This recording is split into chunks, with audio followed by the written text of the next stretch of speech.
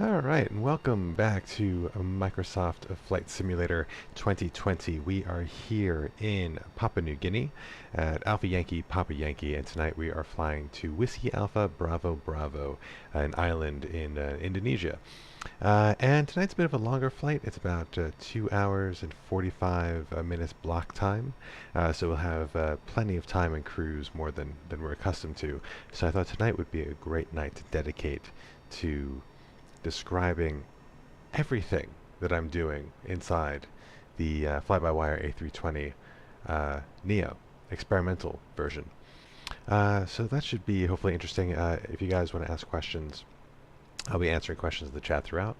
But the goal will be to just impart knowledge and share knowledge, and maybe I'll learn a few things from you guys as well, which will be a lot of fun.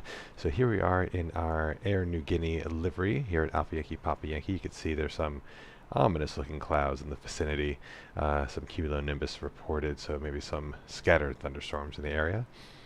We are New Guinea 9084 tonight. That is our call sign. Alpha November Golf is the ICAO code.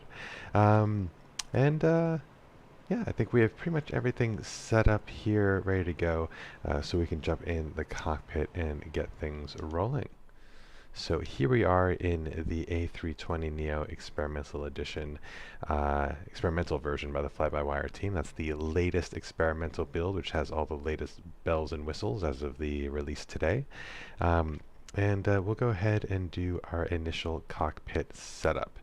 So the first thing to do is to power the aircraft. So we'll come here to this overhead section. This is our electric panel right here, and we can activate batteries 1 and batteries 2. And we have external power connected. That's what this little truck here is. It's a ground power unit providing electrical power to the plane. So we can go ahead and turn that on. And the rest of the plane comes to life. Here are all the systems coming up. And now that we have power to the plane, we can go through our initial overhead flows. So usually from here, I do think certain pilots do it differently, but start from here, go from the electric panel on down. All of our environmental controls are set the way I want it. There's no white lights or any fault lights, which is good. We'll come down here to the lighting systems. We'll get the integrated lights on, and we can turn on the no smoking sign and arm the emergency lights. We'll keep the seatbelt signs off for now, and we'll keep the fuel pumps off for now. I'll go back to the fuel pumps in a sec, but we're going to be refueling the plane, and when we're refueling, we want to keep the fuel pumps off and the seatbelt sign off, so that if folks are boarding and there's an issue with refueling and we need to evacuate the plane quickly, they don't need to fiddle with seatbelts. Since we're on board, we can turn the nav and logo lights on to let folks on the tarmac know that we're in here, and those are the lights here in the back of the plane. Alright, so those are electrical air conditioning lights. Next is to turn on crew oxygen. Get that offline cleared, because you don't want any white lights when you're done with the overhead panel setup. We'll get ground control on, which has to do with our flight recorder control. And then we're going to turn on our IRSs. These are our navigation systems, IRS 1, 2, and 3. There's plenty of redundancy in the plane to keep things safe. And this will take about, let's say 5 to 7 minutes to line up. So we've come down, across, and up, and now we're going to go across the top. We're going to do our fire test, starting with the auxiliary power unit, which provides power to the plane in case engine power is not available or ground power is not available. Engine 1 fire test.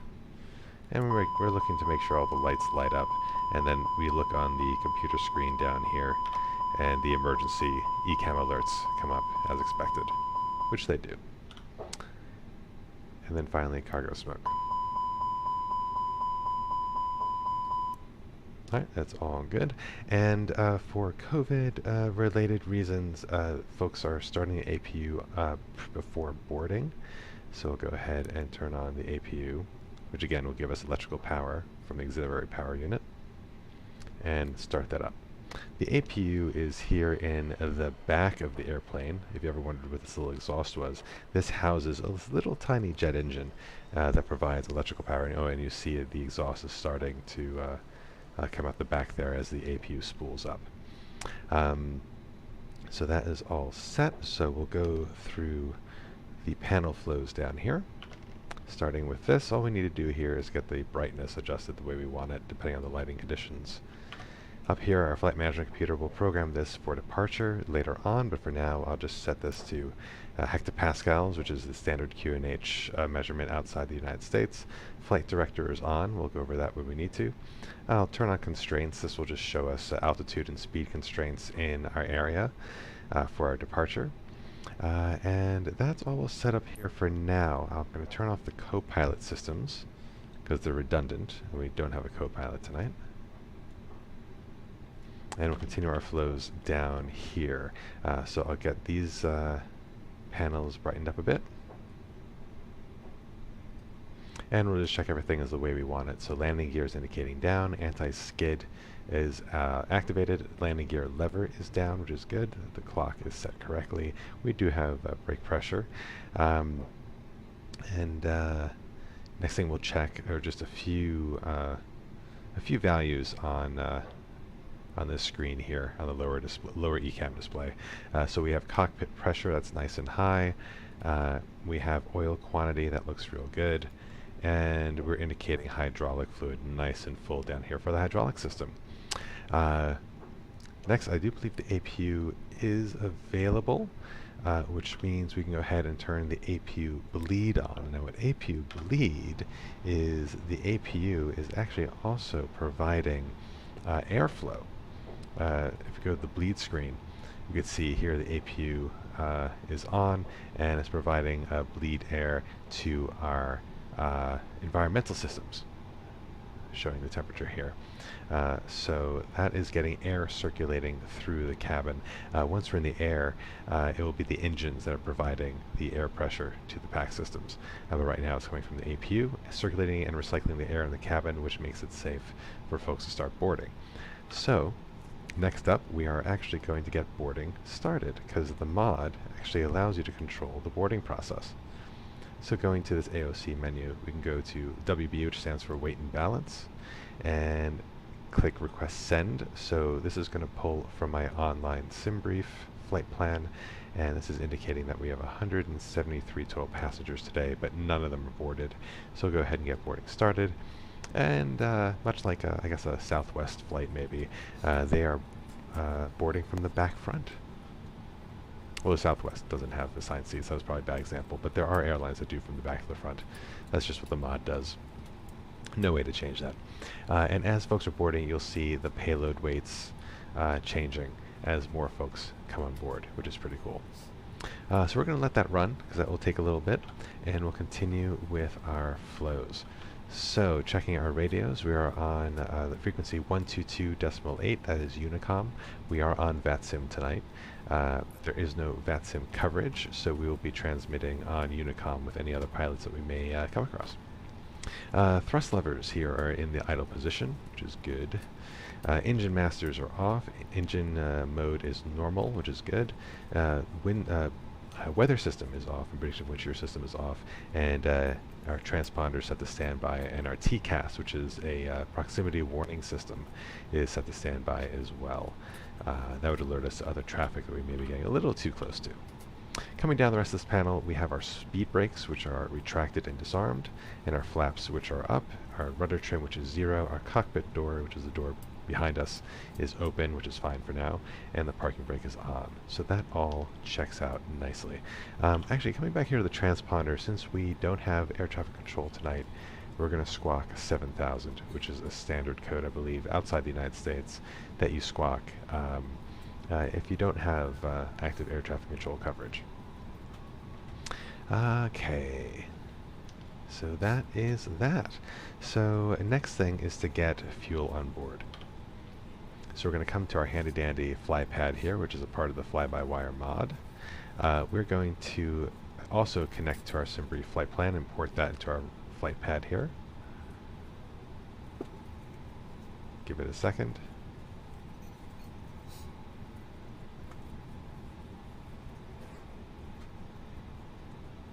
Let's try it one more time.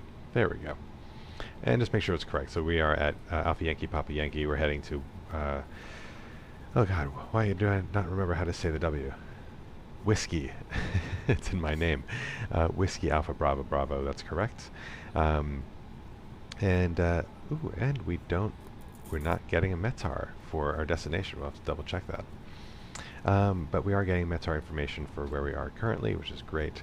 And it looks like the current QNH is 1006. So just swing back to our glare shield here, and I'll adjust the QNH to 1006.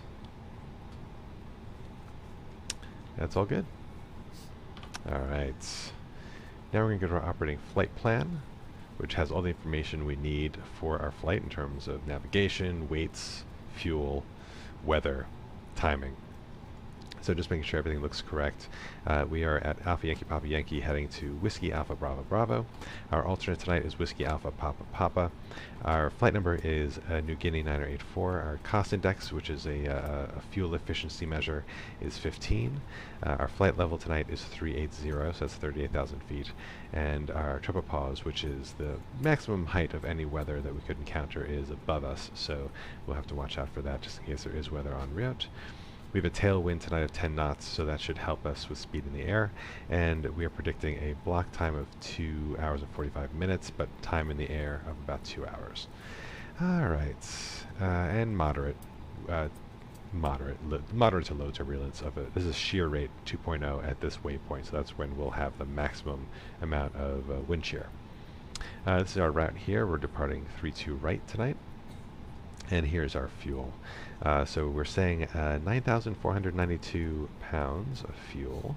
And yeah, a good chunk is for the trip. We have extra fuel for our alternate if we need to divert. Yeah, that's quite a lot of fuel. So let's go ahead and take a look at the weather just to make sure that there's no surprises. We may want to take a little extra just in case. But taking off here, this METAR is recent. Let me just check. It is what? About 4:15 Zulu.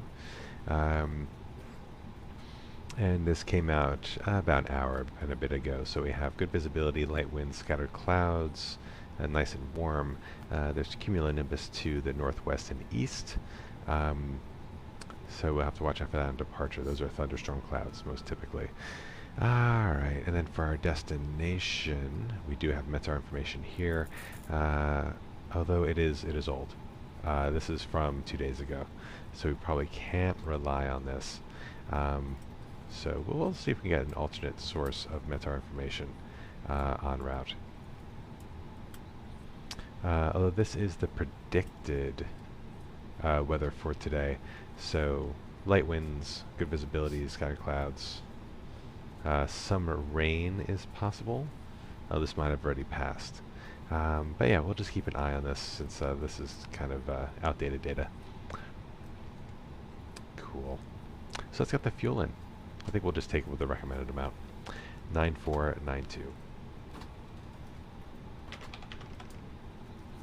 And we'll get that going.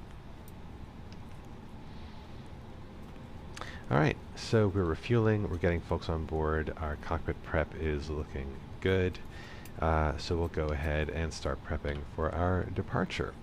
So I'm going to pull up our charts. This is provided by Navigraph. This is a pay service that gives you access to the latest chart and navigation data that's available, and it syncs directly with your sim. So you can already see I have my flight plan from SimBrief, which is a free service, already loaded up in my Navigraph add-on. And from here I could choose our departure airport and open up the charts list. So the charts I like to load up the airport chart because that usually gives you a good view of the taxiways and information about the runways that you may need for your performance calculations. And you can see it recognizes that we are here at stand 3 at the International Apron. The next thing I like to load up is our SID, our Standard Instrument Departure Chart. And tonight I think we are flying, actually I don't recall. We're flying, the STARF 1 departure. So we look for STARF 1, there it is. And this is what we'll be programming into our navigation computer for departure. And we know we're departing runway 32, so we'll be departing in this direction. So we'll be heading to ANLOB first, and then over to STARF. And then it's a pretty simple SID. This only has two waypoints to get out of here.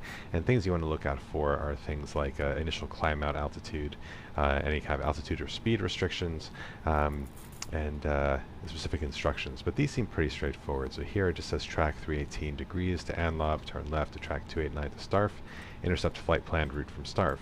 And there's no altitude restrictions here. Like if we were taking off the opposite runway, we need to be at minimum 1,500 feet before we start this right turn to Rurgo.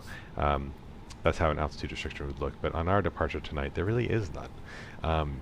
So I think for sightseeing, we'll just climb out to 3,000, which is above them. Yeah, that should be good enough. And then once we're done with sightseeing, then we'll just clear ourselves up to maximum altitude. There is a speed restriction of 250 knots below 10,000 feet, but that is pretty standard for below 2,000, so the plane will follow that normally. We have a transition altitude of 20,000 feet, which is pretty high. Usually transition is when you go to standard QNH. We'll talk about that when we need to. But I'm actually not used to flying in areas where the transition altitude is that high. Usually it's like 10,000, which is also pretty standard.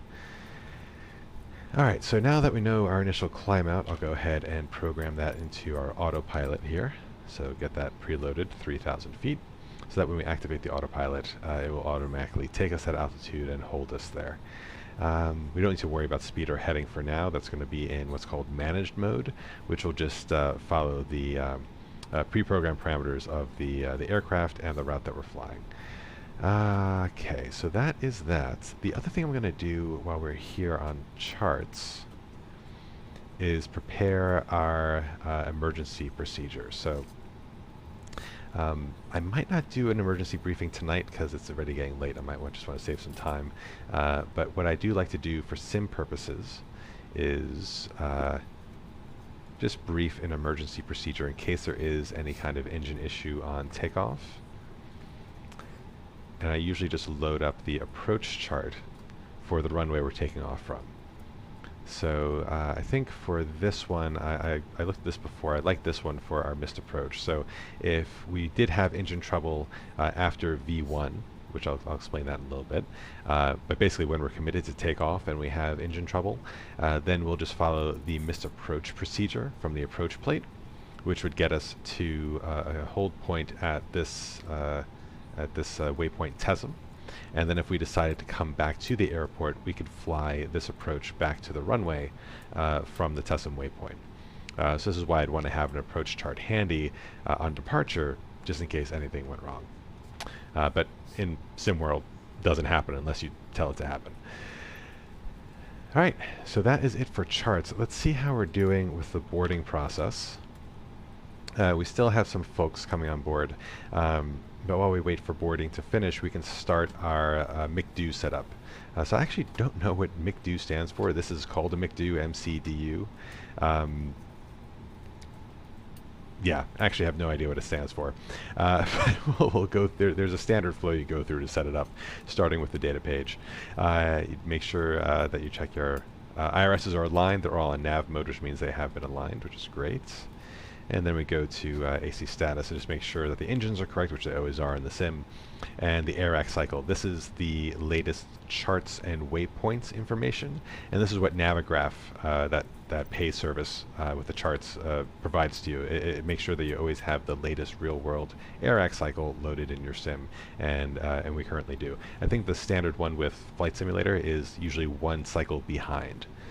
So the Navigraph subscription gets you the latest ones, which is great for flying on VATSIM because they all use the latest AIRAC.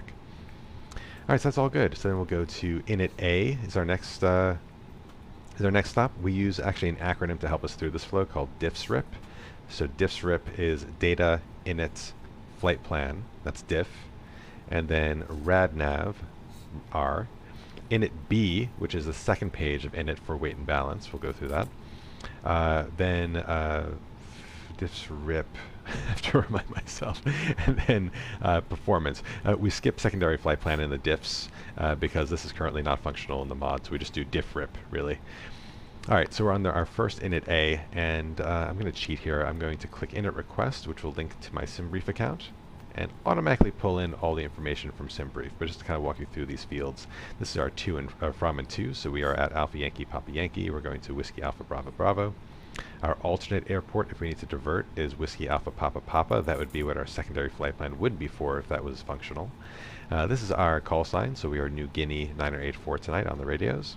Cost index is 15, that's from the flight plan. Our cruise level is 380, also from the flight plan. And tropopause, which is the maximum height of maximum possible height of weather on our route, on average, is 53,000 feet, which is pretty high. I usually like to pull the tropopause from here, just to make it a bit more accurate. So 54407. But it doesn't have a major impact on your sim experience, honestly. It's more of a net. Alright, next you go to flight plan, and this was automatically loaded when I hit that request button from SimBrief, so these are all the waypoints programmed on our route, except for our SIDS and stars, so our standard instrument departure and our standard approach. So to program the SID, which again tonight, if you refer to our chart, is the STARF 1,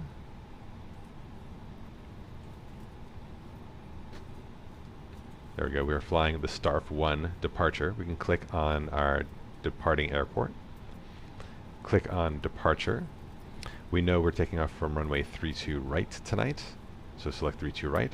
And then here we can scroll down this list to find our assigned SID, which is STARF 1.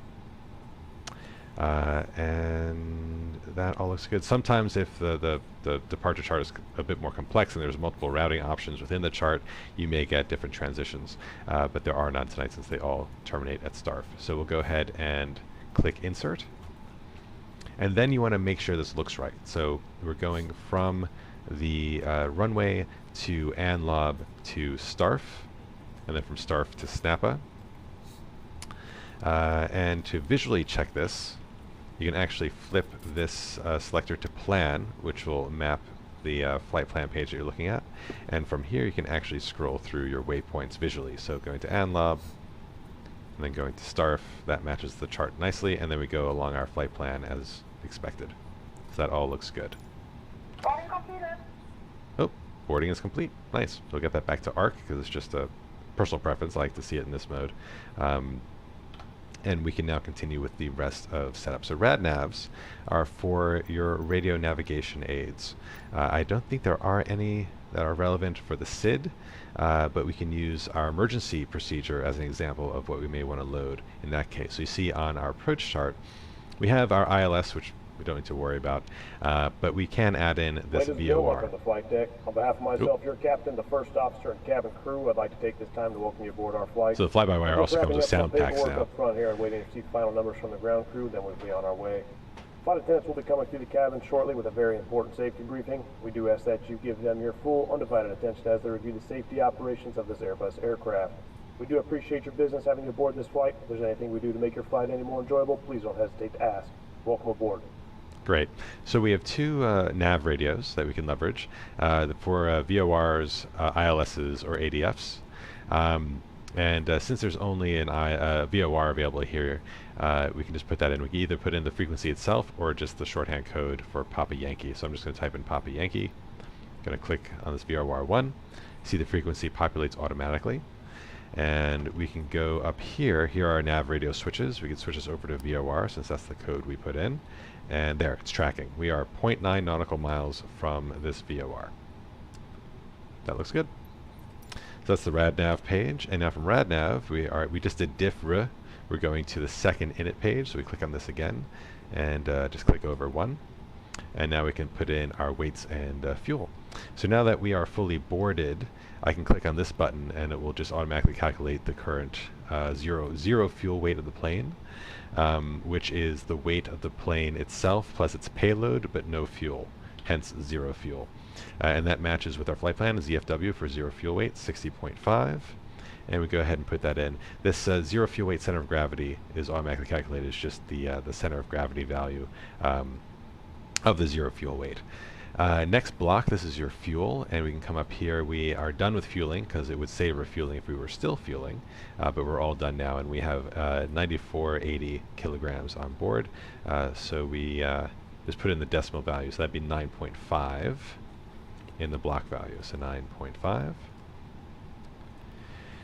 Next, I like to put in our wind. So if you recall from the flight plan here, we have a tailwind of 10 knots, T10. So I just put in T10, and that will give us some more fuel efficiency. So we'll see the extra time creep up when I put that in. Yep, and that gives us extra 3 minutes of efficiency because we're getting a nice push from the wind. Next, we want to fill in the rest of our fuel information, and you'll notice this all corresponds to the fuel fields here. So we have our contingency fuel, our fuel to get to our alternate airport, and our final reserve fuel.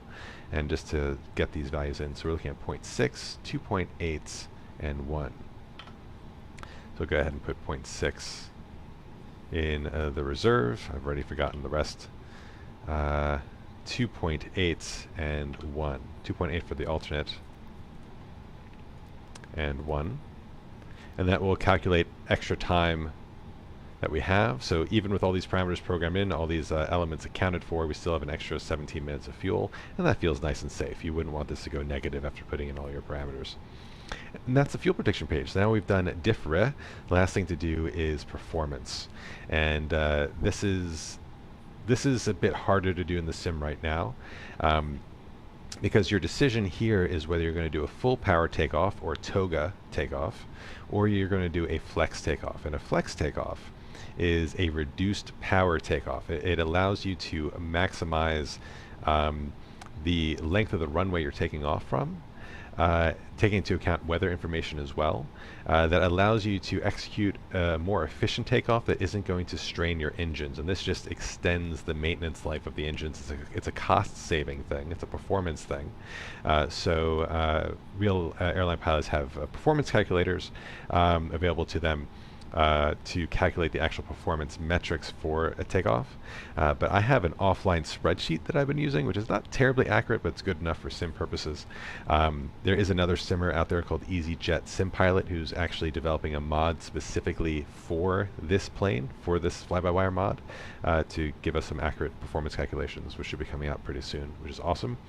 But this is what we'll deal with for now. So just making sure that my parameters are still in the ballpark here. I think the weather changed on me a little bit, so let's just look at the latest weather. So winds are 250 at 6 knots now, so I'm just going to update that. And our QNH is 1006, which is different than I had before. And outside temperature is still 31 degrees, so the weather is good. And I have the runway parameters in there, so I have our flex calculations all ready to go. So what I'll tell the plane here, last thing I need to do is go to the fuel prediction page and just reference the center of gravity value now that we're fully loaded, and put that into the calculator as well, because that will determine our takeoff elevator trim. Okay, now we're all set. We'll go back to performance. And I'm going to start with the flaps. So I'm going to do a standard takeoff, which is flaps set to the 1 position. And then I'm going to put in our trim value, which I'm being told for our center of gravity is 0.9 up. Load that in. Another way you can check that out is if you look at your thrust levers. There's a nice little gauge here. So for your various center of gravity values, you see the CG on the left side, you see what relevant trim you need to be at, and you can just line it up with the arrow if you want to do it manually. But the calculator kind of tells me what it is for me, which is nice. Next, flex temp. This is the critical value if you're going to do that flex takeoff instead of a full power takeoff. And the calculator is telling me our flex temperature tonight is 67 degrees. Next, I look at our thrust reduction and engine out acceleration altitudes, and this is usually 1,500 feet above. Well, for this mod, it's defaulted to 1,500 feet above the runway altitude, and our runway altitude is about 150 feet, so this looks about right. Transition altitude we saw from our chart is 20,000 feet, so that's good. And next we have to put in our V-speed. So this is I'm going to take from the calculator. If you don't have a calculator, the mod will calculate it for you. So if you click this button, it will just recommend you a V-speed, which is totally fine. You can go ahead and use that. That's all good. But I'll use the speeds from the calculator. And it's telling me that my V1 speed, otherwise known as my decision speed, is 143. This is the speed below which we can still abort takeoff, above which we are committed to takeoff. Our V rotation speed, VR, which is the actual takeoff speed, is 144 knots, so nice and close. And V2 is if we have an engine failure and we're only taking off with one engine, V2 is the speed indicating takeoff with one engine. At least that's my understanding. And that's it. The box is set up. We are ready to go. And now at this point, what would I want to do? We'll definitely lock the door because we're going to get ready to go. I'm going to call the tug, and I have this mod called, I think it's just called Pushback. So if you go to flightsim.to, you can download this mod, and it kind of makes the pushback process a bit more realistic. I'll get the tug attached. Cockpit to ground. This is ground. As you can see, now we're getting our power out of the way. We're going to get our jetway out of the way.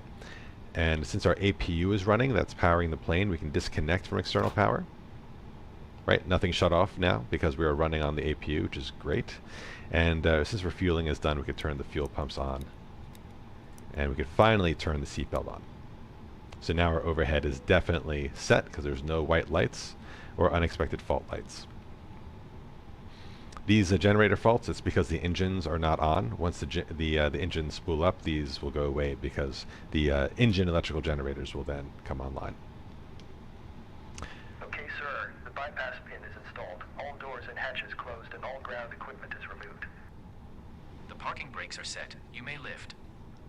Parking brake set. Lifting the aircraft. All right, if you guys have any questions along the way, I'm more than happy to answer them. Oh, hey, Ivan, how's it going? Yeah, tonight we're doing a tutorial stream since the flight's a bit longer than we're used to. It's going to be about 2 hours in the air. So I thought I would go the extra length and explain literally everything I'm doing. All right, so the tug is attached. So at this point we can do our first checklist, which is our before start checklist to the line, which is the top half of the before start checklist. Cockpit prep is complete.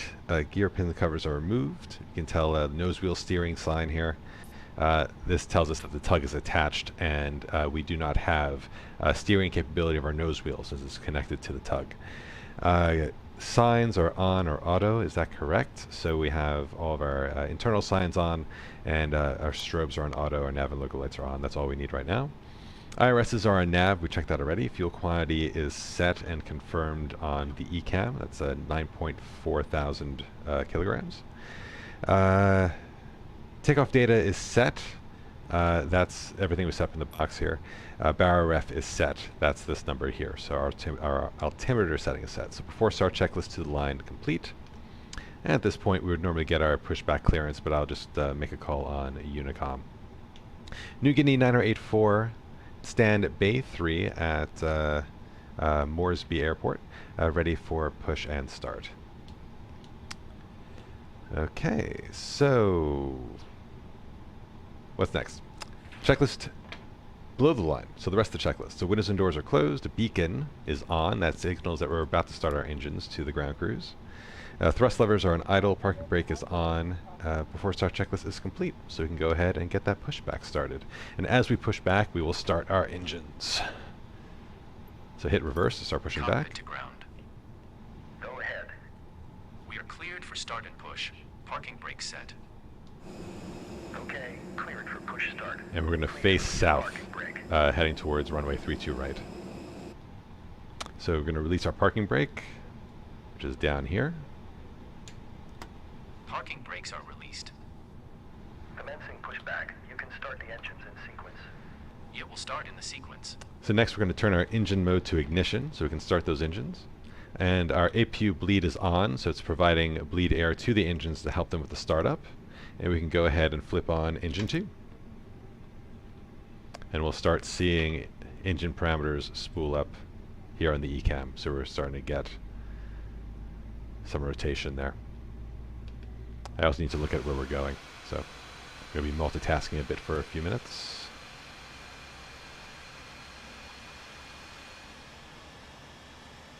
Pretty cool, we get to see that individual engine spin up.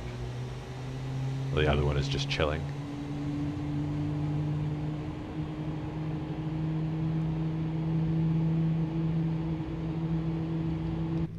And the ECAM will tell you when the engine is fully started. It will give you an available indication here that lets you know that that engine is running and available.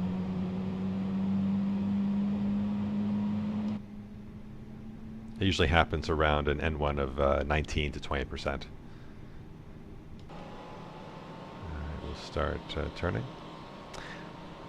Whoever made this livery was very like chrome happy on the wings because it is like super shiny. I imagine it's going to catch the sun really nicely once we're above these clouds. So what's cool about this mod, I'm actually using my rudder pedals to control the turning, which allows me to stay hands-free. But I still suck at pushing back. Alright. Okay, pushback completed. Please set your parking brake. Setting that parking brake. Parking brake set. Parking brake set. Lowering aircraft. Ground. You may disconnect. Okay, sir. Clear to disconnect. Alright, there they go. See you at the side. You'll see the ECAM here, the nose wheel steering disconnect turn orange. That's because they just disconnected from the nose wheel, and we're getting steering control back. Alright, so first engine is up and running. Engine 1 start. And actually, I should start this clock now because this will give us our engine time. And we can time the actual startup sequence using our chrono timer here. You just click the chrono button up here. And the startup sequence should take like a minute to a minute and a half to go all the way through. And we can go to the engine page and you can see more engine information parameters here. The temperature of the engine coming up, the pressure. Here's the ignition. The ignition is open. I think at about 12% the ignition will close.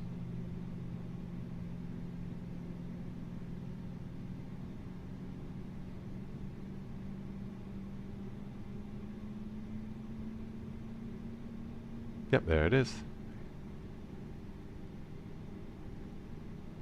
See fuel flow. Looks like it goes a bit higher for an engine that's starting up, which is actually pretty interesting. I never noticed that before. Now it's coming back down. And the engine is available. So we have 2 good engine starts. So now that the engines are starting, we can put that ignition mode back to normal. And we can shut down that APU. So we don't need APU bleed anymore since we're getting bleed air from the engines. And we're getting power from the engines. So we don't need the auxiliary power units. That can come off now as well. And it'll take some time to spool down. So that light that says available will stay lit for a little bit. Alright, so now we do our after start checklist. So anti-ice is as required, we don't need it today. ECAM status is checked, there's nothing concerning on the ECAM. Pitch trim is not set. So that's the number we put in the ECAM here, this up 0.9. So we go to our flight control page, we see our pitch trim here. And on my Bravo throttle I have a trim wheel that I use to set the trim to 0.9 up. But you can also do it manually here. As you can see, it's around the 0.9 up parameter. There.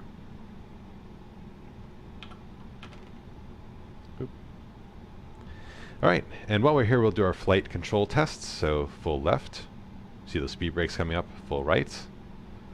Then we do our elevator test, full down, full up. And then I'm going to disconnect the nose wheel because the rudders actually move the nose wheel as well, but we don't want to do that while we're stopped. So I just want to move the rudder, full left, full right, and neutral. And then I can re-engage nose wheel steering. So that's all good. Alright, so after start checklist is complete. Now let's get ready for taxi. So it's daylight taxi, so we'll just get our taxi lights on. And at this point, this is a short taxi, I'll just plan ahead and I'll get the rest of these systems on. So I'll get our weather system on, our wind shear prediction system on, set our transponder to standby, and we'll set the rest up when we're actually at the runway threshold. So let's see. Moresby traffic, New Guinea 9084, ready for taxi to runway 32 right. Moresby traffic.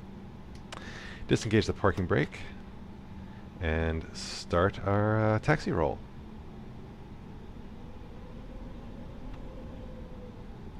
Alright, so we have some ECAM messages here. It's going to help us with the initial takeoff setup.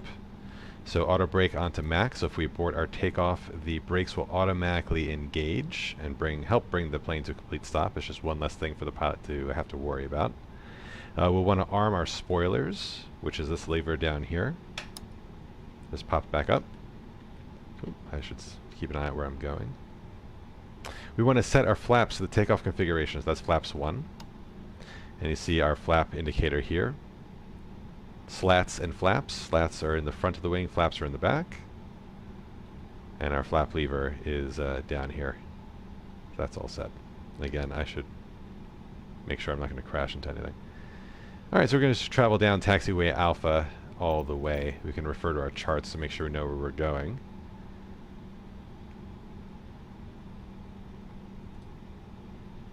Yeah, so we're going to go down Alpha, literally, well, not quite. Oh, okay, this airport's interesting. I actually wasn't paying too close attention. We should actually hang a left on Mike, and we'll have to back taxi on the runway itself. So there's no parallel taxiway. We'll have to back taxi, actually taxi on the runway, and it looks like there's a turnout here that we could use to spin the plane around. So we'll have to announce the fact that we're entering the runway at Mike.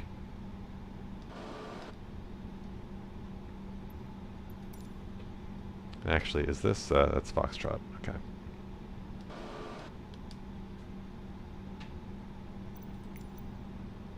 I'm not convinced that this airport is actually accurately generated, because it's not a custom airport. Yeah, so we did pass Foxtrot, then we have Kilo 1, and then Lima and Mike. Okay, so we're good. We have a long taxi, longer than I thought it would be.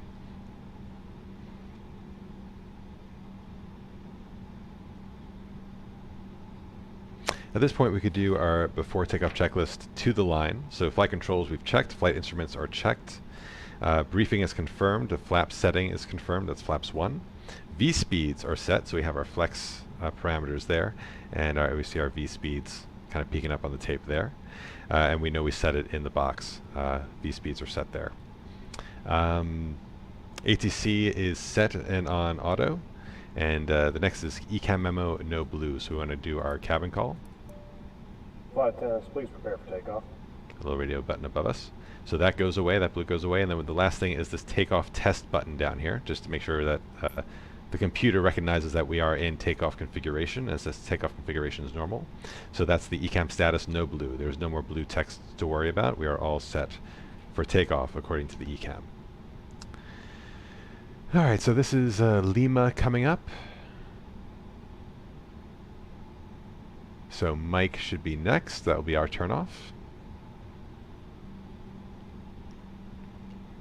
And we're going to use the tiller, that's this control here, which controls the nose wheel. Gives you more steering capability than the rudders alone. The rudders only deflect the nose wheel about, I think, like 8% or 6%, something like that. But the tiller allows you to turn the plane almost 90 degrees on the spot, as you can see here. So you can see the tiller turning as I could control this side joystick I have. So I do have an extra joystick that's dedicated just to this purpose. Alright, so just checking, this is a smaller runway for GA aircraft. I'm just making sure that there's no traffic coming either way, and we're just going to go ahead and cross it. On VATSIM, normally you would want clearance to cross a runway like this. But there's no controllers online at this airport right now, so don't need to worry. Get the brightness up a bit more.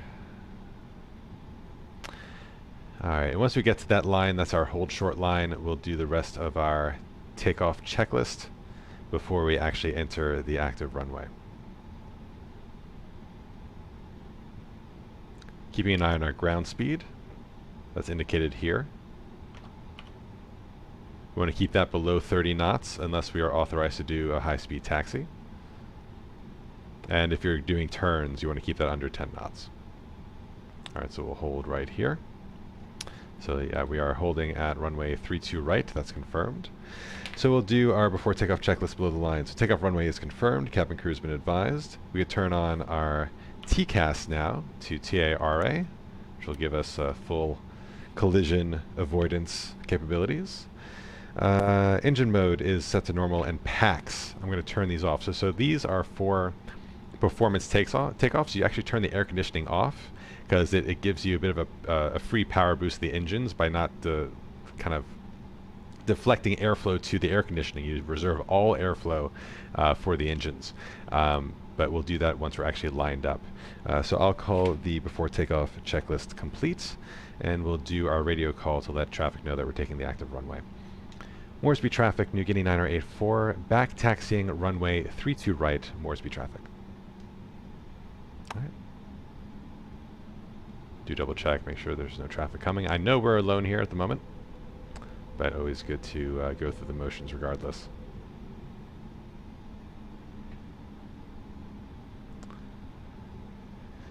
Alright. Oh. Sometimes my joystick goes all nuts. I think I need to clean the contacts.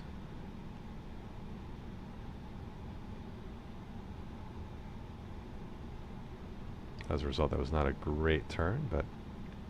Alright, now we're on the active runway. We're back taxiing to our position.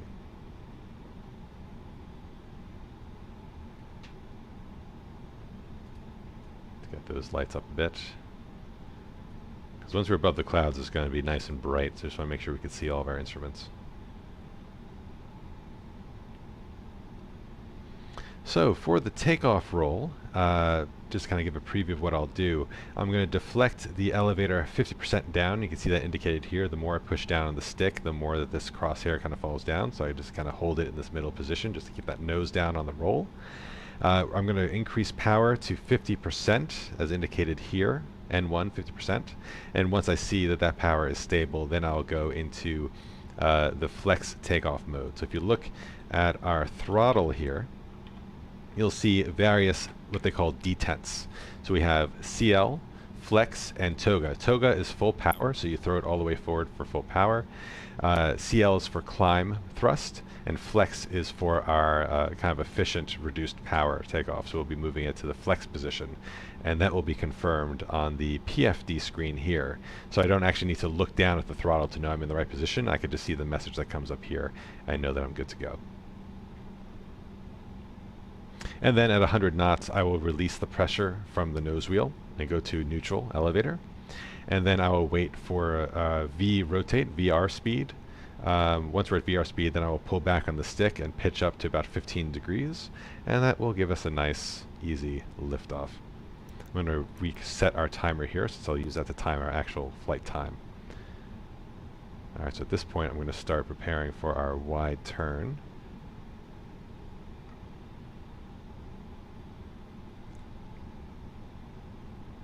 We get the nose wheel over here on the side area, and then once we get close to the edge, I'll just pull hard on the tiller to bring the nose all the way around. You see how tight you can turn this thing, huh? But you don't want to lose all of your ground speed in the process. And you also don't want to waste runway either. An airport like this where the runway is not like crazy long, it's almost twice as much as we need, so we're going to be fine regardless, but you definitely want to turn tight enough that you are giving yourself as much runway as you could possibly need to fly safe. That looks pretty good to me. So I'll just bring it to a complete stop here just to make sure that we're all good. Don't want to rush it. Nice and lined up. We'll turn our packs off now to get that extra little power boost. We'll get those lights on. We should actually have turned these lights on before we took the active runway, so I apologize. But we're going to turn our nose lights on, set our nose lights to takeoff, get our landing lights on. So we are lit up like a Christmas tree right now. And we are ready to go. So I'm going to call takeoff, going to go sterile cockpit until we're in the air, and then I'll get back to you guys. Takeoff. 50% power.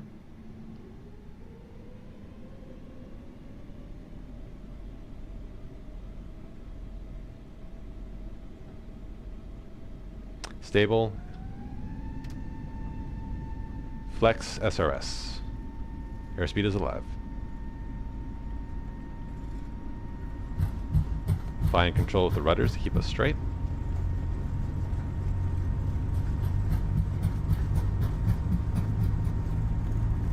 .100 knots.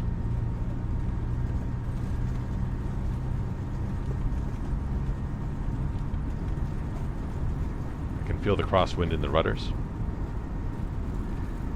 V1, rotate.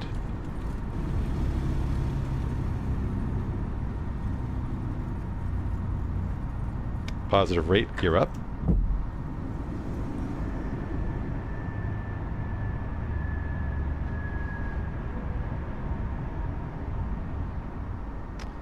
Alright, so we're staying in the flex detent. I'm using the flight director to stay on our flight plan. I am flying manually.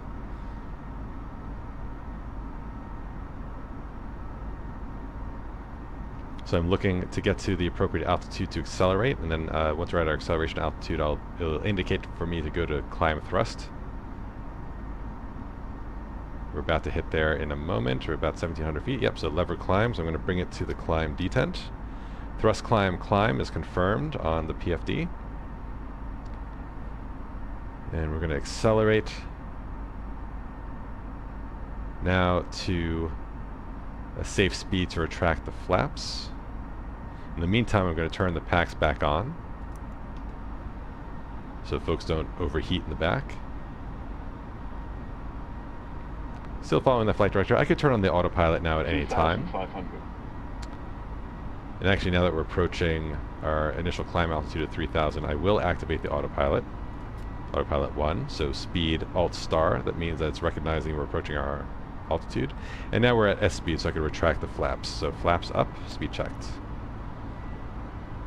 And because I retracted the flaps, that means our overspeed, you saw like some red lines here, that would have been our overspeed with the flaps in the one position. But now that our flaps are coming up, we are free to accelerate to 250 knots. At this point, I will disarm the spoilers. And since our wheels are up, I can turn the wheel lights off. And do our after takeoff checklist. So landing gear is up, flaps are retracted, packs are on, barrow ref is set, our QNH is set. So after takeoff checklist is complete. And we're in the air. I forgot to turn on the timer, but it'll be off by like a minute or two. And that's how you prep and take off the A320nx in Flight Sim. Not too shabby. Alright, so we are staying at 3,000 because I want to enjoy some of the scenery on the departure. See some of these hills here. And the cloud formations to get like a nice outside view. So there's the airport. We're already quite far away from it at this point. And we'll be flying over Papua New Guinea and then Indonesia. We'll be over land the entire time. So we'll get to enjoy some of the nice scenery generation. It's just like, oh, I mean, that is just so pretty. Look at that. Look at that. Is that a golf course? No. No, I don't think it is. It kind of looked like it for a second in some sand traps and fairways, but no, I don't think it is. I think it's just, I don't know what that is, but it's super pretty. All right. So at this point, we would, if we were on ATC, we would have been handed over to the departure controller. We would have changed our frequencies, and they would navigate us out of the airspace, and at some point clear us to cruise. Since there's no real reason actually to stay at this altitude for longer than we need to, let's go ahead and clear ourselves up to cruise. So on our FMC up here, I'm going to use my Bravo throttle control here to set that up to 38,000 feet, which is our ultimate climb tonight. And there are two settings I can use to get to this altitude. There's managed climb, which I think is a push on that button, and then open climb, which is a pull.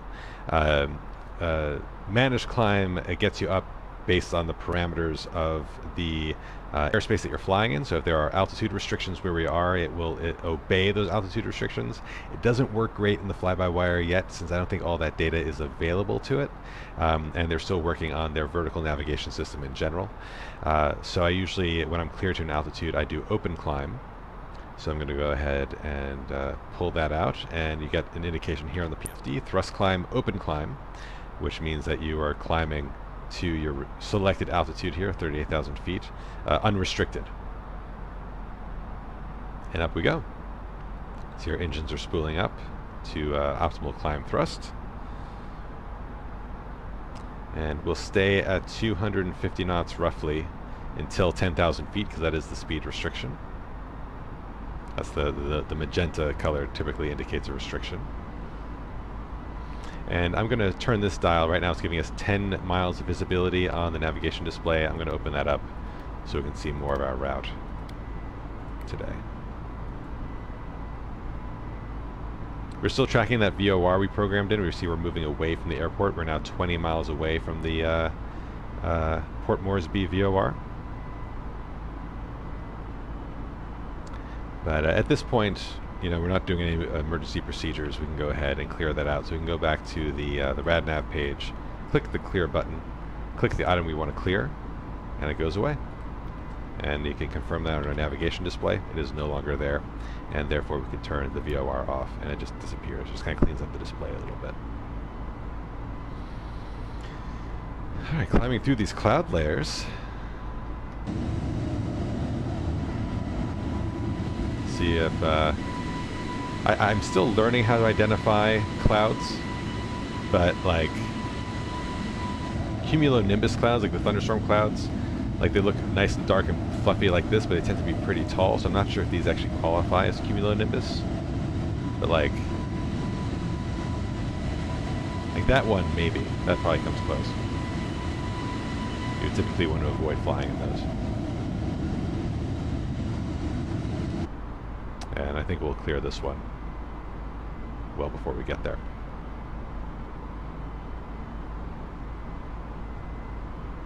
So the next set of procedures will be at 10,000 feet.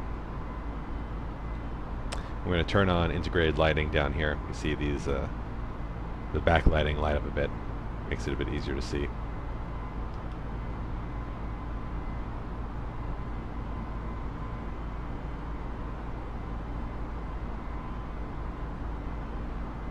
Alright, we're at 10,000 feet, so we'll go through our 10,000 feet checks. We have constraints on right now, but at this point we're going to flip it over to airport, which gives us a display of airports in the vicinity. If there's an emergency, we'll have quick reference of airports available to us in the area. We're also going to turn off our landing lights at this point, since we no longer need them.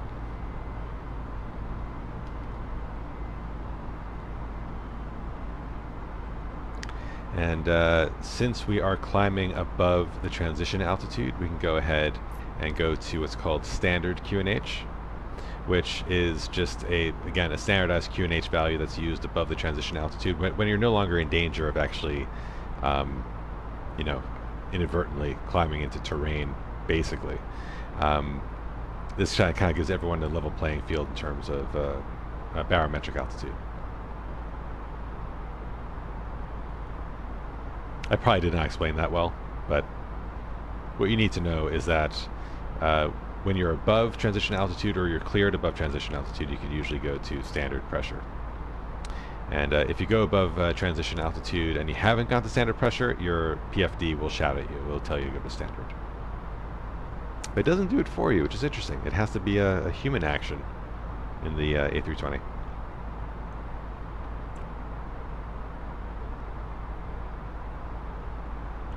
All right. Coming down here, I'd like to go onto the cruise status page because it gives you a nice summary of just general information you may want to keep an eye on when you are heading towards your cruise. So we have fuel information here, how much fuel we've used in total between both engines, our current oil quantity, N1 and N2 values, which is replicated up here. But I think those are vibration values, so I think they're a bit different. But I find this one very interesting, the air menu here. So this kind of tells you all the information you need to know about cabin pressure. So I'm sure you've all heard the term pressurized cabin before. I never really understood what that meant until I started interacting with this display. So of course, air gets thinner the higher up you go. If the air gets too thin, you can't get enough oxygen with every breath, so you can, you know, become in danger of hypoxia or asphyxiation even at extreme altitudes. So the cabin pressure maintains the, you know, air pressure in the cabin so that you can breathe without an oxygen mask inside the cabin. But it doesn't keep you at sea level, which is what I never really understood. And that kind of makes sense, because as the pressure is dropping in the air around the fuselage, if you kept the air pressure in the fuselage at sea level, it would just be so much outward force exerting on the fuselage of the plane. So as you're climbing, and like we're climbing through 16,000 feet right now, the cabin is actually, like, relative to sea level, like losing pressure. So we see here we are increasing altitude at 2,100 feet per second, but the pressure altitude, in fact, almost you can think of it as like a simulated altitude increase, is only at 350 feet per minute, a lot slower. So, like, the people in the cabin feel as though they're gaining altitude at a slower rate based on the pressure change in the cabin. And this tells you the actual cabin altitude. So while we are at 17,600 feet here in actual air, the cabin is at the equivalent of 2,300 feet. And this never goes really much. I think this maybe caps out at like 8,000. We'll see when we get to cruise what the cabin altitude actually is. But it kind of reduces the extreme in pressure differential between the outside and the inside of the fuselage. So hopefully I explained that well. I thought it was kind of a cool fact that, like, you're not actually increasing the pressure of the cabin, you're reducing it slower than it's being reduced outside the airplane. And this delta P, this just tells you the delta in pressure, I think, between the outside and the inside. I think. That's just an assumption. I need to validate that.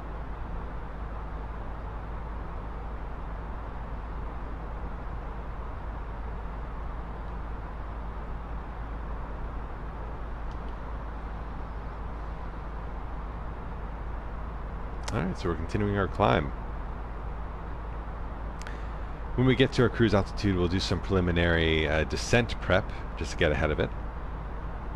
But typically we would do our fulsome descent preparations about 40 minutes before estimated arrival. And I'll show you how to figure out how to calculate those times once we get up there.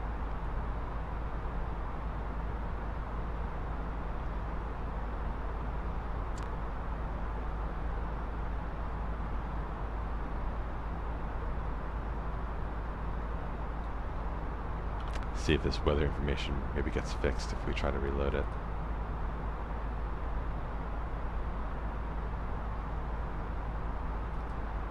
This might be a bug with the fly-by-wire.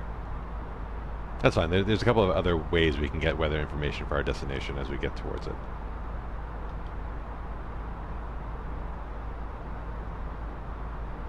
All right, at this point, you know, when we looked at our OFP, we did note that there was not expected turbulence just based on the shear rate being pretty low. I think a shear rate value of 4 or above kind of indicates turbulent air. So for flight sim purposes, we can go ahead and turn those seatbelt signs off.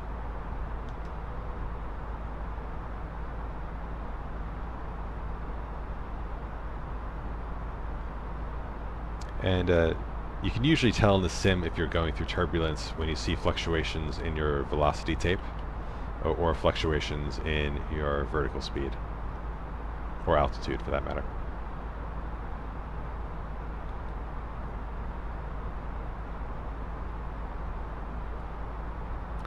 So a couple things to look at here, just kind of reading this information.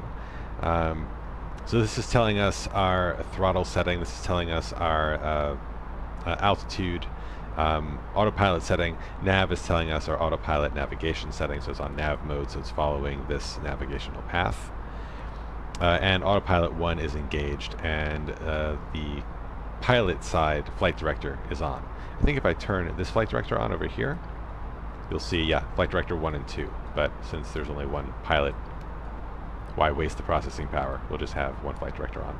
And auto throttle is engaged. Auto throttle is this button right here, and that's controlling our throttles. So even though this throttle is not moving, it's just kind of chilling in this climb detent, throttle is actually variable, and it's being computer controlled right now for optimal thrust. If we turned auto throttle off, I think we get manual throttle control in this range from 0 to 100. This tape, of course, is, let's talk about different speeds for a second. So this is our indicated airspeed. So this is being calculated by the amount of airflow going through a little tube sensor on the outside of the plane. And then we have our true airspeed, which is higher, because of course as we gain altitude, air is thinner, so less air is going through the tube. So the tube thinks we're actually going slower than we are. But true airspeed adjusts for your altitude. It kind of converts your indicated airspeed to a true airspeed. So this is actually truly how fast we're moving through the air. And as you can see here, this is our wind information. So wind is coming from 250 degrees. See, it's fluctuating a bit. So let's call it like 240 degrees at 5 knots. And this arrow kind of gives you the relative directional arrow of the wind. So it's a bit of a headwind. It's pushing against us. And since it's pushing against us, even though we are going through the air at 437 knots, our ground speed is slower. We're actually going slower over the ground than we are going through the air, because the headwind is slowing us down relative to the ground. So those are the three speed measures. We have indicated airspeed, we have true airspeed, which is adjusted for pressure, and ground speed, which is our actual track over the ground. And it's ground speed that's going to determine how quickly we get to our destination. Over on the right here, we have our next waypoint. So we are inbound to Epked. You can confirm that here. That's the next waypoint highlighted in white. The bearing to that waypoint is 321 degrees. It's 35 nautical miles away, and we're expected to get there at 5:11 Zulu. So we can see, compared to our clock here, we'll get there in about 4 minutes' time.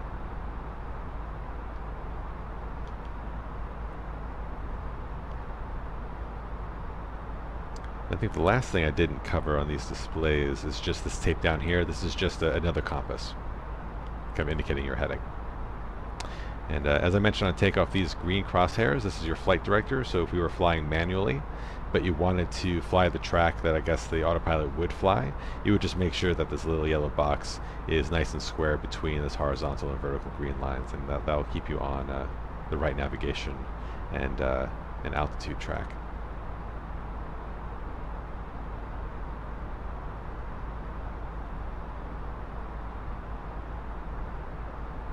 If you have any questions about any of this, please feel free to post it in the chat. Happy to do my best answering any questions you have. I see Ivan was enjoying a glass of wine before. That's a good idea.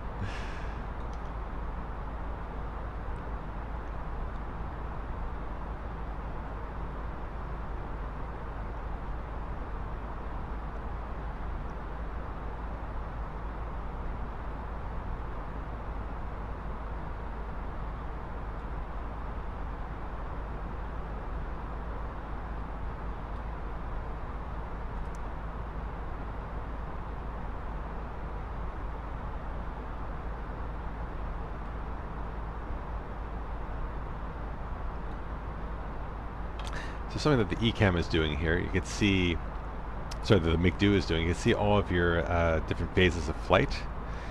So we are currently in the climb phase, as it's highlighted in green, and we are in managed mode. The cost index was inputted from our flight plan, and this is just an efficiency measure. So I think, I can't recall, I think higher cost indexes, you're kind of like more liberal with your fuel usage, like you'll get to your destination faster, but you'll probably burn more fuel. Lower cost index is more fuel efficient.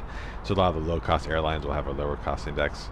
But that's just kind of the computer optimizing based on the cost index that you want to put in.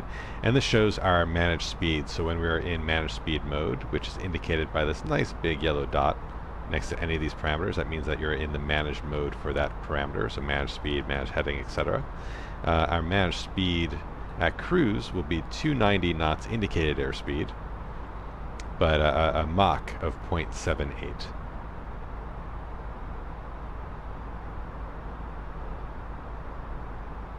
I think this is an estimated fuel measure for the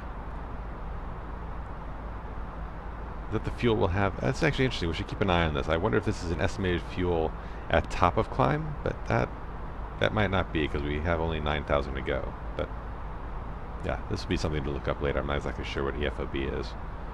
I think it stands for estimated fuel on board. I just don't know what it practically means. You can navigate through the various phases as well. So our next phase is cruise. We're not in cruise because it's not in green, it's in white. You can pre-select a cruise speed if you want to. This is especially useful if you're doing across the pond. You can also like set your cruise speed here, but if you just want to pre-select it so you don't have to worry about it, you can just have the McDo. You can kind of override the managed preset. And the next phase after that is descent, of course. And then finally approach, which we'll talk about later because we have to put in some parameters to calculate the final approach parameters. And then we'll go to landing, and then there's a go around phase as well. But we'll just go back to climb for now, which is where we are.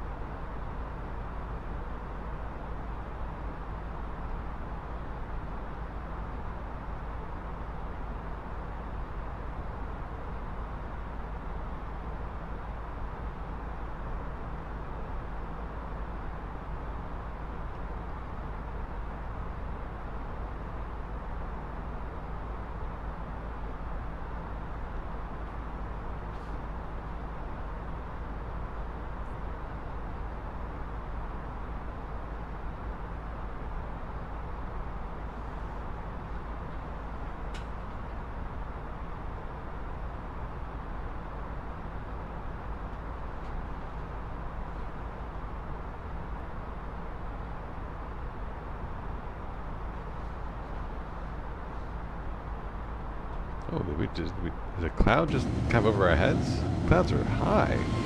Look at that. Some high clouds. So we may not actually get above those cloud layers.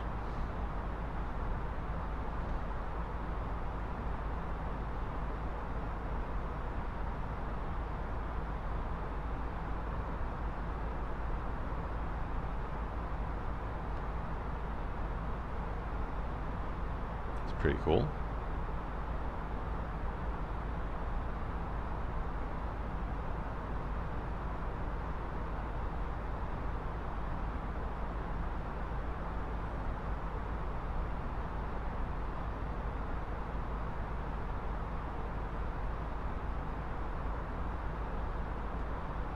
All right. Can get a sense for how fast you're flying as you're kind of passing through these high altitude clouds.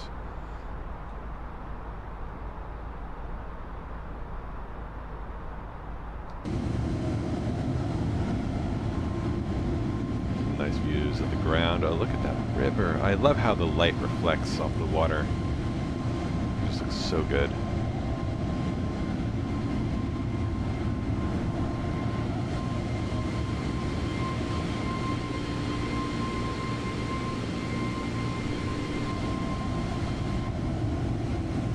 It's been a lot of fun checking out all the different landscapes on this around the world trip.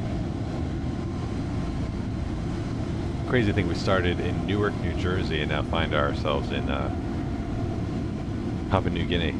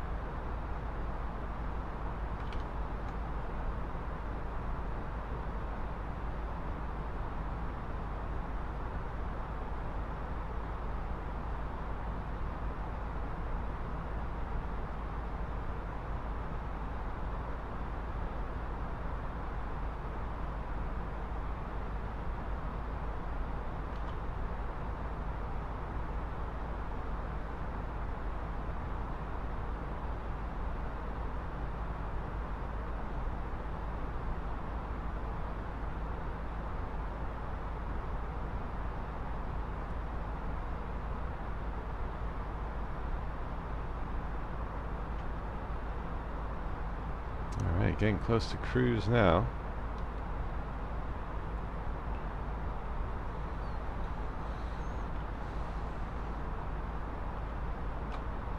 Checking on VATSIM. See if there's any traffic to look out for, any ATC coverage might be coming our way. Because it's middle of the day now in Papua New Guinea. I see Australia is online.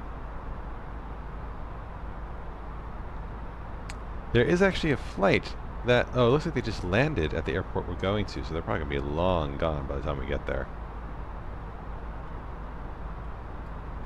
That's pretty cool. Now, we may still get lucky. We may still get some ATC coverage. I see Singapore's online, Kuala Lumpur's online. Other ATC in our time zone, so Tokyo, Shanghai, Guangzhou.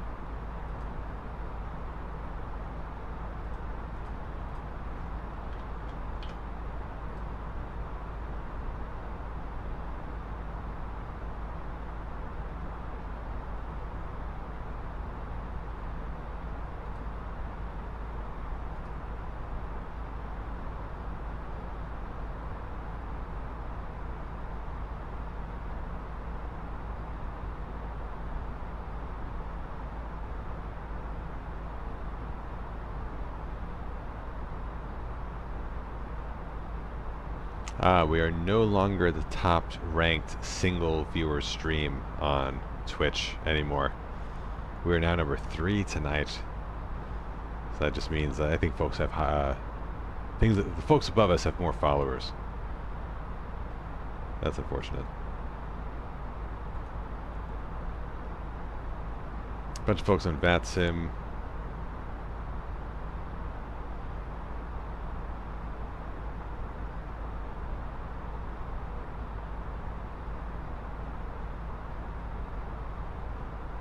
Some X-Plane folks.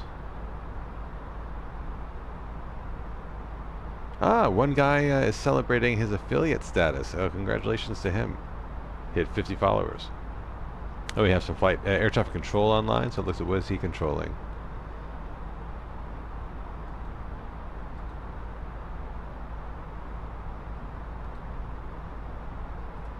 FNO.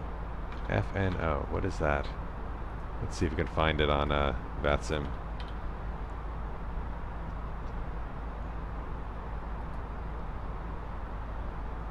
I don't think that's what he means.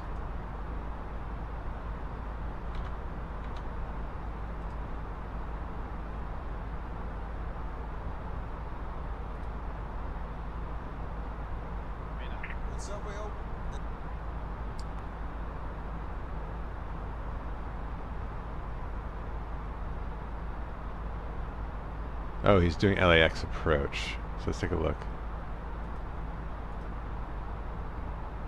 Is LAX approach online? Yeah, it looks like it is. So, oh, there might be several approach controllers.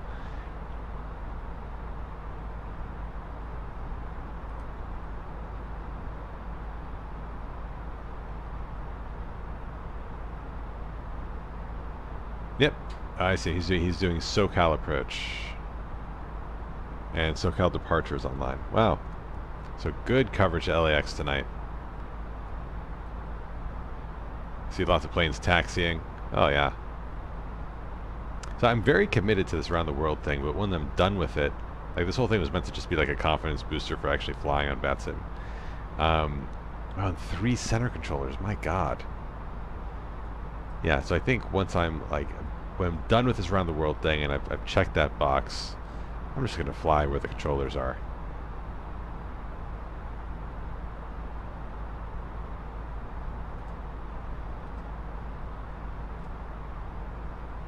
Alright, Mach Alt Cruise. We're approaching cruise altitude. At this point, I like to do our initial descent prep, just to know where our top of descent marker is, since that isn't automatically calculated yet on the fly-by-wire. So we'll just help it along by doing that calculation for it. So get rid of these charts for Port Moresby. We don't need it anymore, but we will need charts for Whiskey Alpha Bravo Bravo.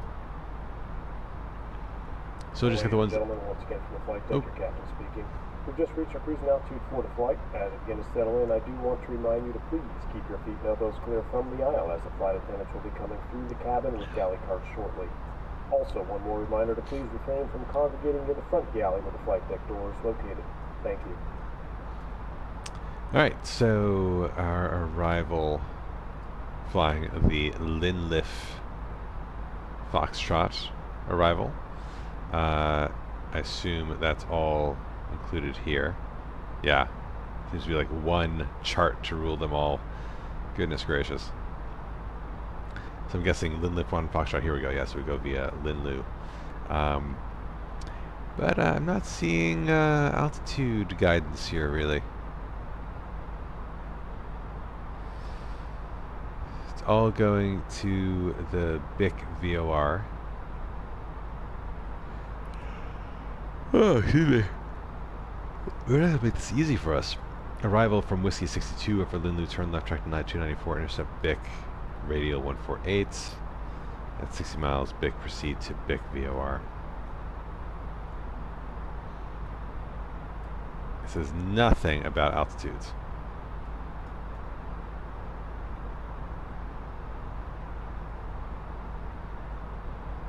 Airport elevation is basically sea level.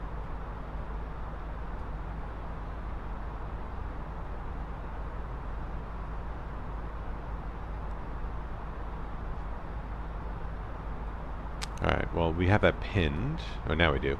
Let's look at the approach chart. We're expecting runway 29, if the weather is correct, which is not an ILS, unfortunately. We should check the weather. I definitely would prefer the ILS. We can do an RNP if we need to, but basically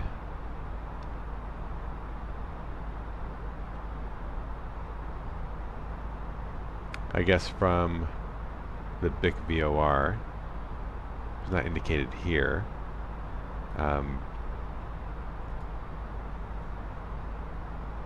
But kind of indicated at the end of the runway. So I guess from the BIC VOR, we would then fly to BX, Jackma. We kind of do like a downwind base final kind of deal. Just look at the ILS as well, see what that looks like. So that also starts at the VOR, and it's kind of like a circle approach. So from the BIC VOR, we would fly to here, 7 along the 265 radial to 7 miles from BIC, and then circle around to the 107 radial for the ILS, also 7 miles. Kind of straight in from there. Yeah, we'll intersect the glide slope at 5.6 miles away from BIC. Alright, so that'll be preferred, but that all depends on the winds and the weather. So we'll get both charts loaded up, and while we're here, we'll go ahead and get the airport parking loaded. But looking at this chart, we'll use this for our initial. We'll want to cross the VOR 2,500 feet, so that will be our descent guide. So 2,500 at BIC.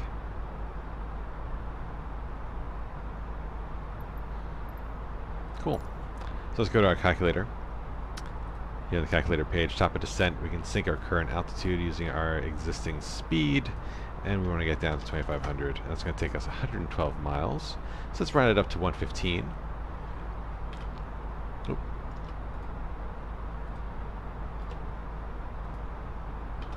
So if we come to our box here, we can go to our flight plan. We can click on the top left button here to get to the fixes page. Go to fix info. We're going to type in Bravo India Kilo for the VOR.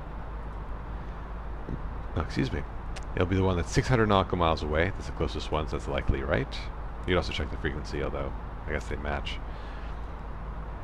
and we want to draw a radius from there of 115 miles. So what this will do, we may not see it on the nav yet because we may be too far away, but it will literally draw a circle around that VOR 115 miles on our navigation display, so that when we cross that boundary, we know that's the time to descend based on our calculations. If we start our descent at that point, we should get to 2,500 feet by the big VOR.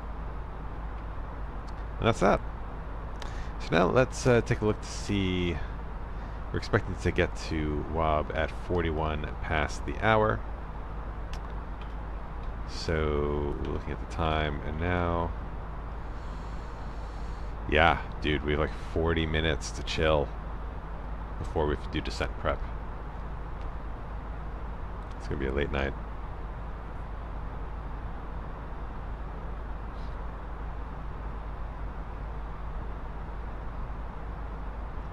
How's our winds? We are getting a nice tailwind though.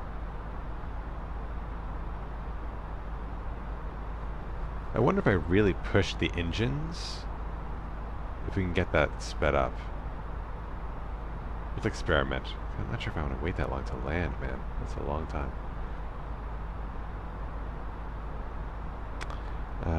Performance.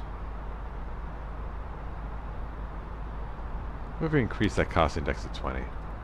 What would happen?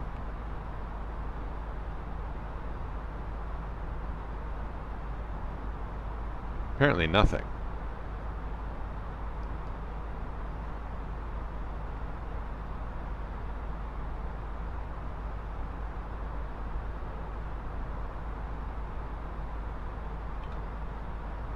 If we go like extreme, if we go up to 30.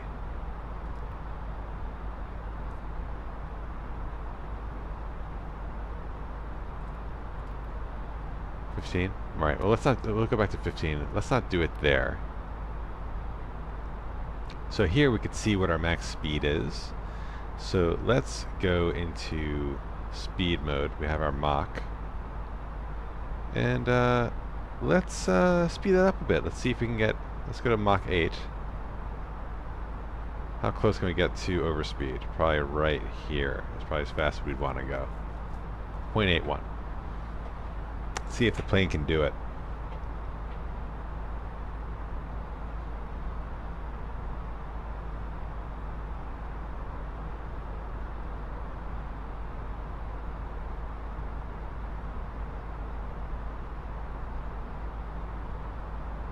Alright, did we shave any time off?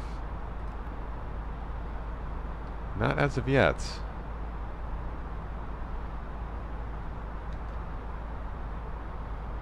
We'll see if that helps.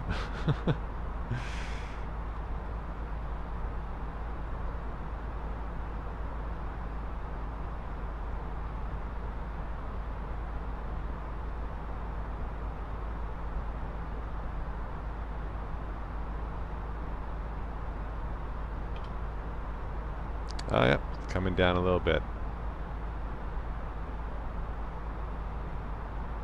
We probably won't gain that much time, but this is a fun experiment regardless. Really pushing those engines.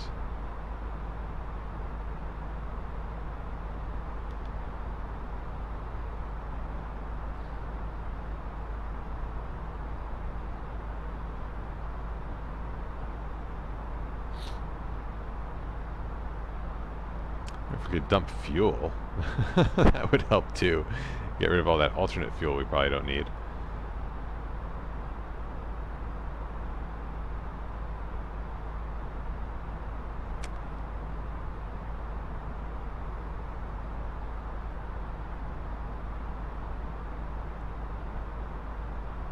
Looking to see if it's obvious how we would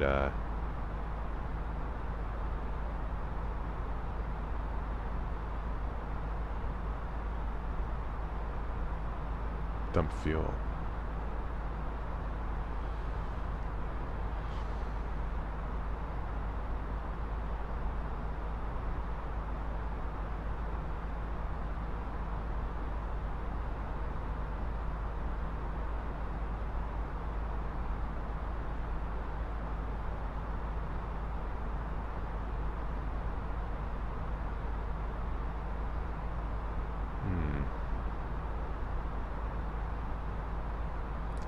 Not obvious to me. Not obvious at all.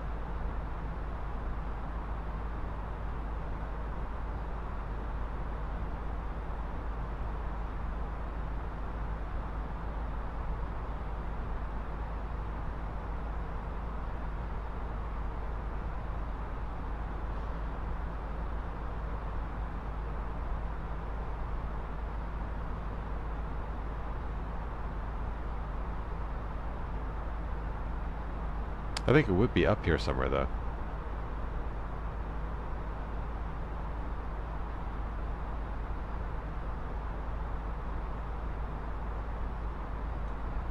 Right up here.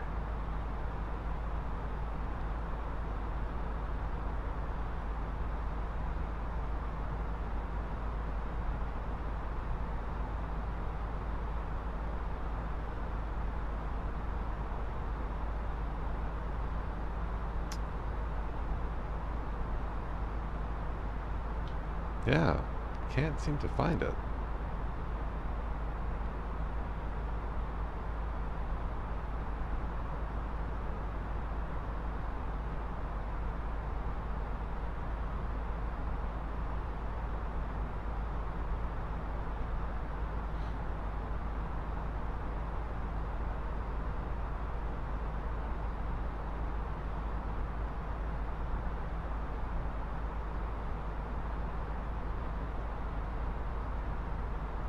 Or maybe there's no way to ditch fuel on the A320.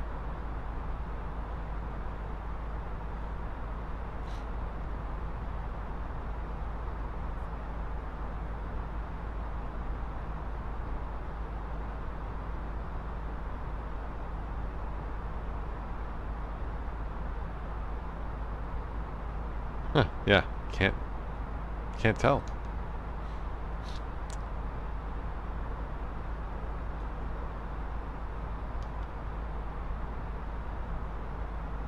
Well, in any case, pushing to Mach 0.81 has given us a minute. It's given us a minute extra time. Great.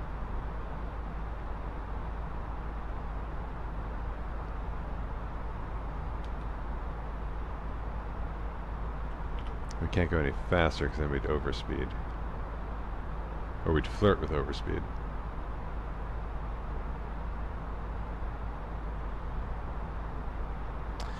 Can't really go higher because the maximum operating altitude for this plane is 39,000 feet. I don't think we'd gain much by climbing 1,000 feet at this point. And I think since we're traveling westbound, we have to be at an even altitude for safety. So it is what it is. It's going to be a late night. I'll have plenty of coffee tomorrow. That's all I'll do.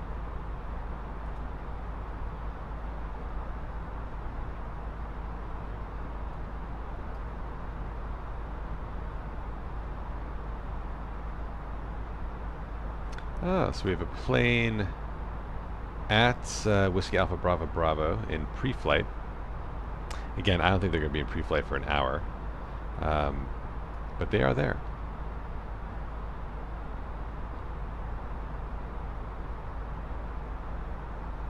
Seeing some more ATC coming online in Asia. Keeping those fingers crossed.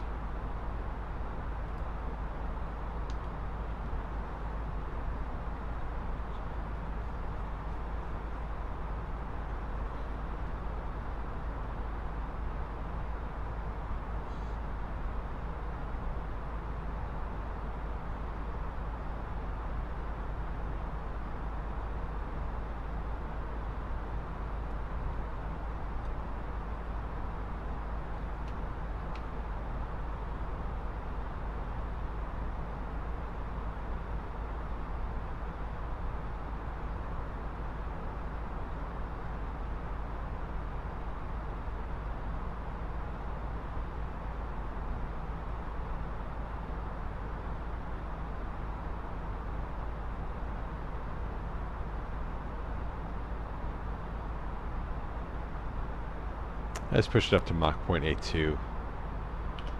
I'm going to see how fast I can go before it shouts at me. That's pretty close to that red tape.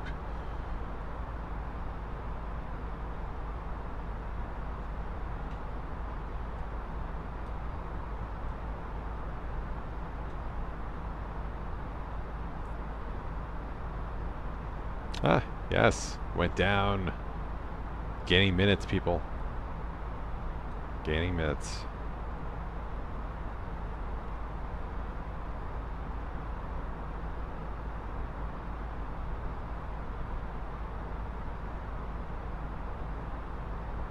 Just get more of that tailwind, please. Come on. We're still getting weird. Yeah, we're still getting weird weather there. So I'm going to see if we can get...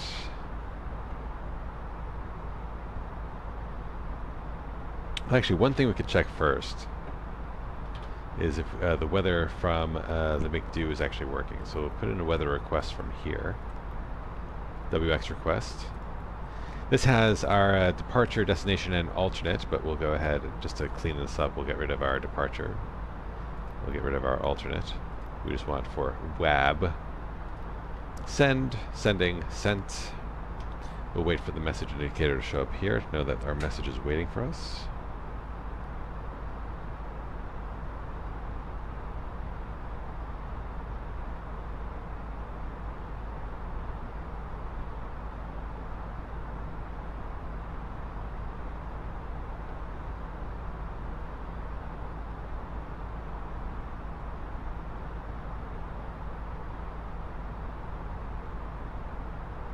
Waiting for that message.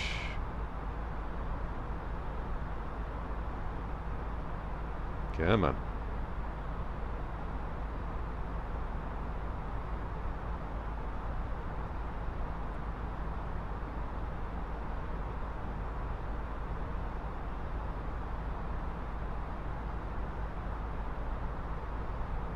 There it is.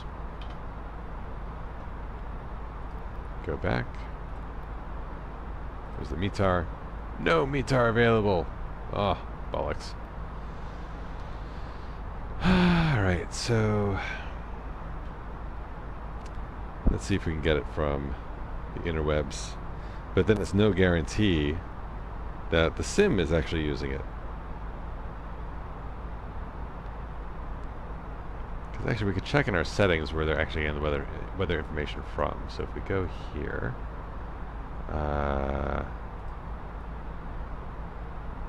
it is getting the METAR from Microsoft.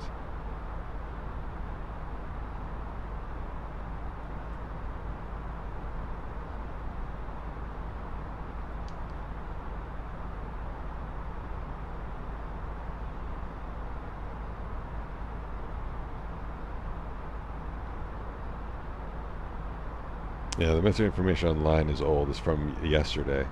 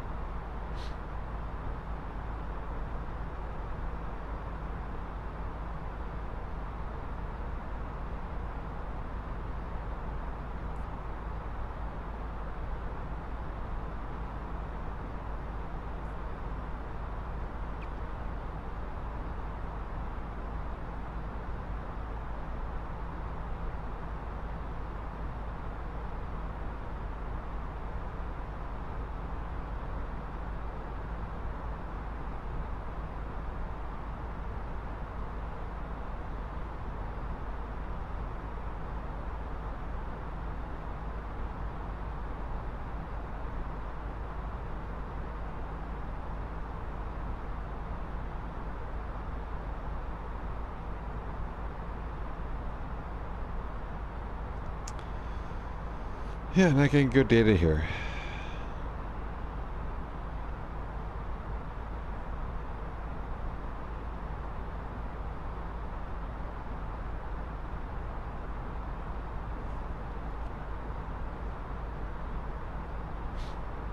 There's no METAR, there's only a TAF, and a TAF doesn't give you QNH.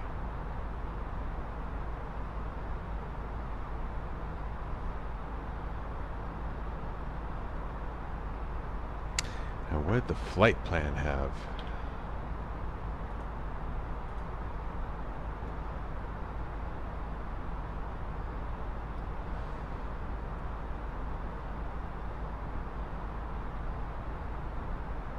Same deal, man. No QNH. Well, in normal circumstances, this would be dangerous. Well,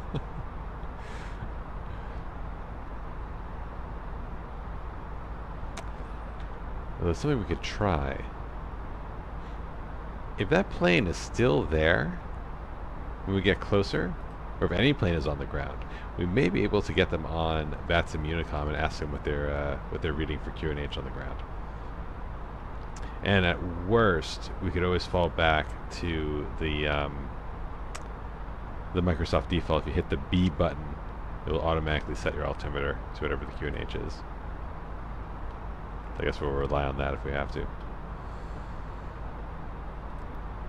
Well, that was a bit of a fail.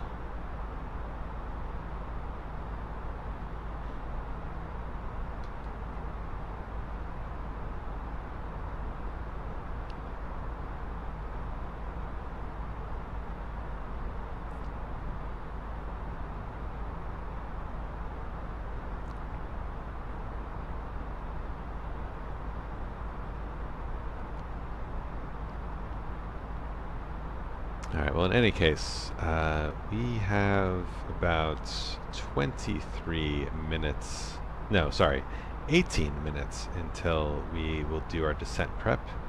So we're going to take a little bit of a break.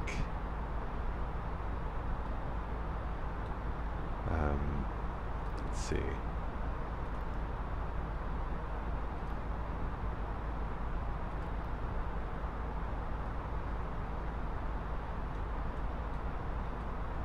Let's try this.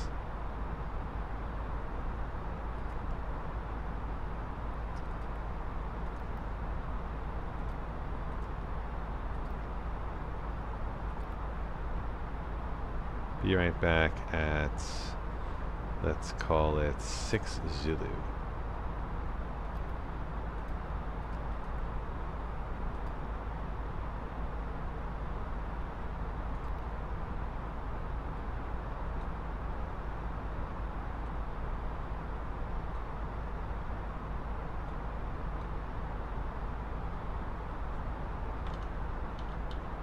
Alright, see you in a little bit.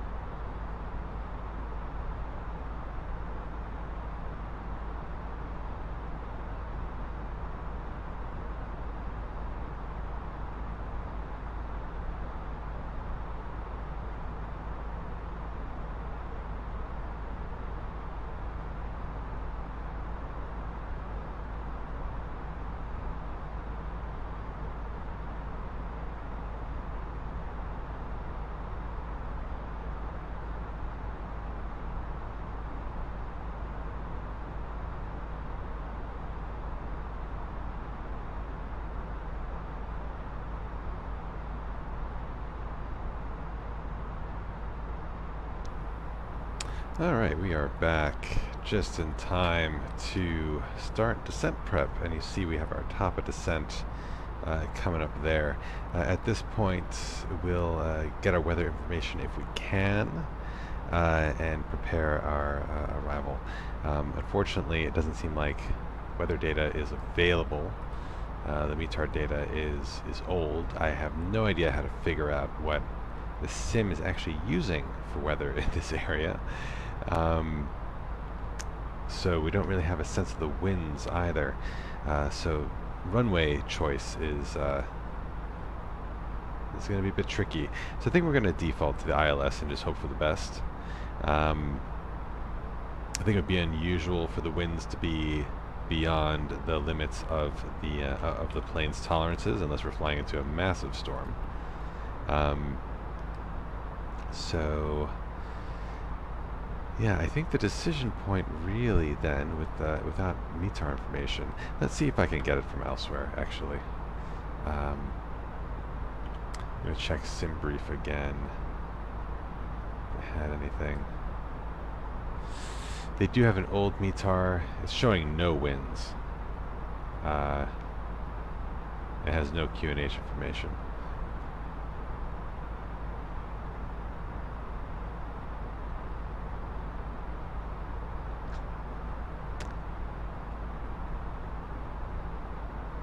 Yeah, so it's a bit of a conundrum, really.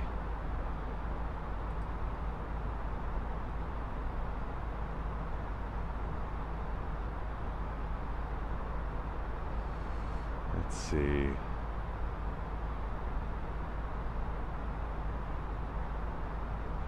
So there is a prediction. Maybe we'll use this. So there's a prediction from 11 Zulu yesterday. For today, that average winds would be 340 at 8 knots. If that's the case, remind ourselves what the runway looks like.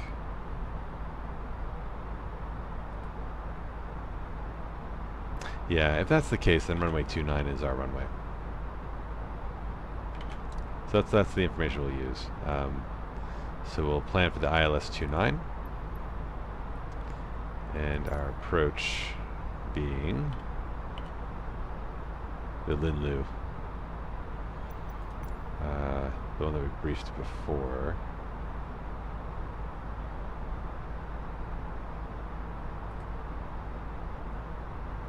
Yeah, so the Linlu 1 Foxtrots, and we'll get rid of this RMP. We're going to do the ILS. That's what we'll plan for.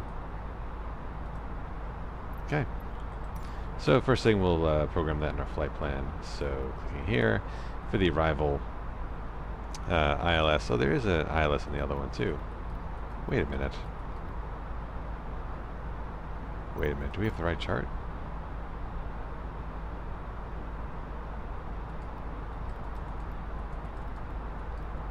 I'm not seeing an ILS 29.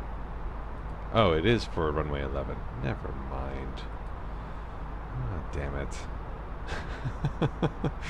Alright, so that weather, just look at it again. 8 knots. It's not ideal, but I really don't want to do an RNAV approach here. Ah, screw it, we'll do the RNAV. We'll hand fly it. We will hand fly it. So RNP, runway 29.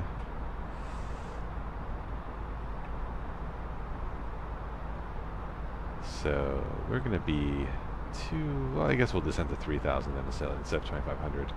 And then we'll just stay at 3,000. So from the VOR. Okay. Alright, that's what we're doing. So we are doing the RNAV 29.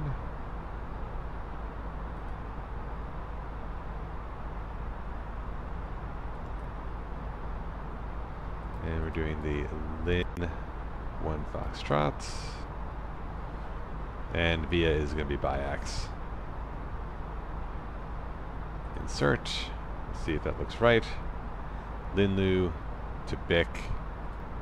to Biax, to Jacma, Newloff, Haiti, Bravo Bravo 602, 601, 603, and then Biax again.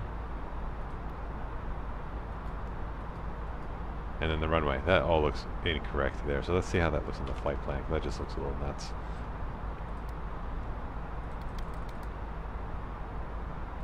Yeah, so I think like the last fix here is Bravo Bravo 603. Everything after that we can delete.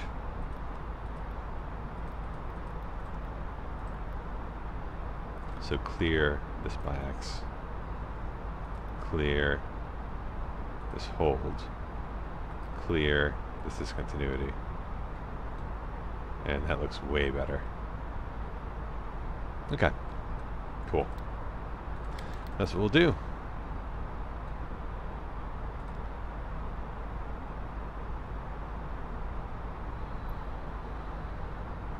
Alright, so again we'll be descending to 3,000 instead of 2,500.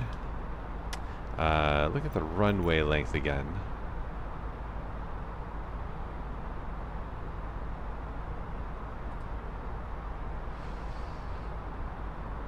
That's nice and long. We could do a low braking for that. So we'll just set low braking now. And we're about, what, like 140 miles from our top of descent.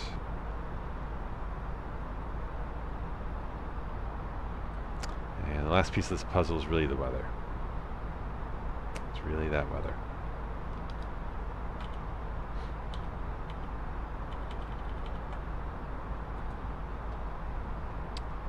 Let's see.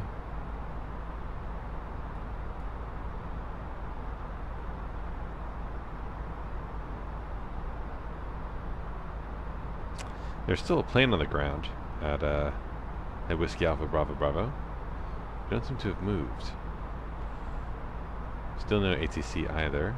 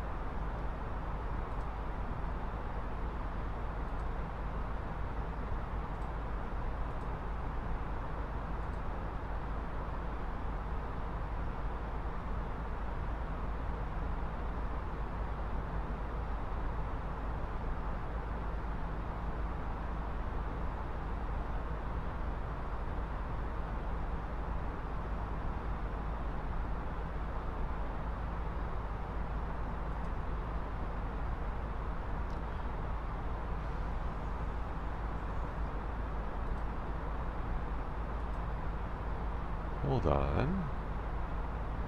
What is the date on this? This looks current.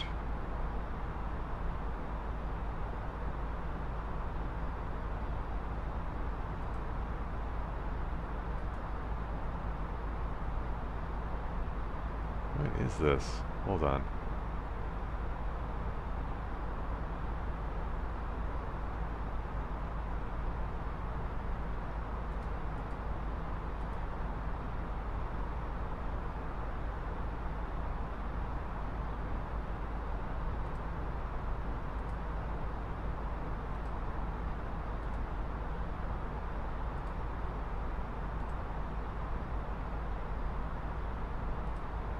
Oh, interesting. Okay, hold on.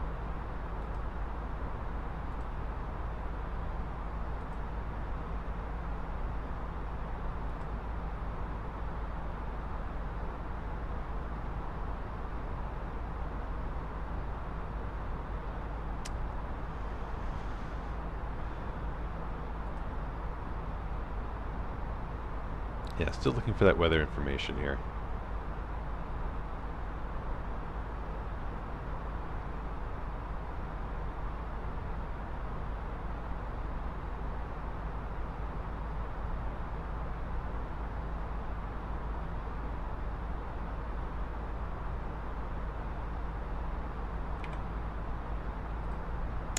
See if I can get any information from Volanta.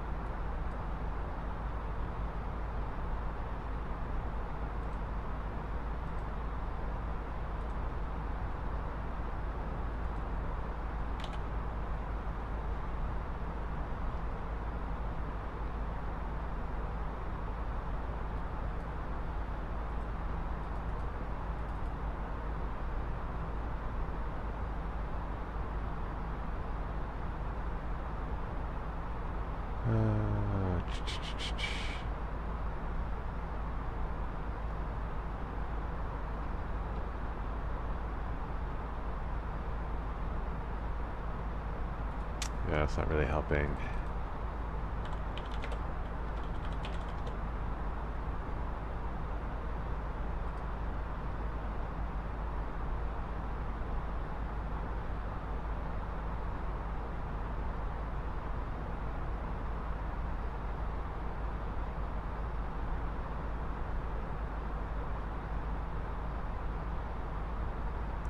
Yeah, I got nothing here, guys. We're going in blind on the weather information.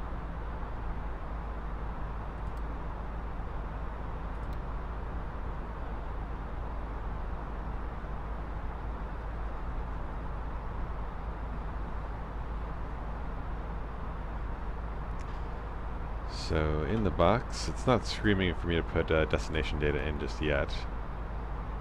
Still got some time.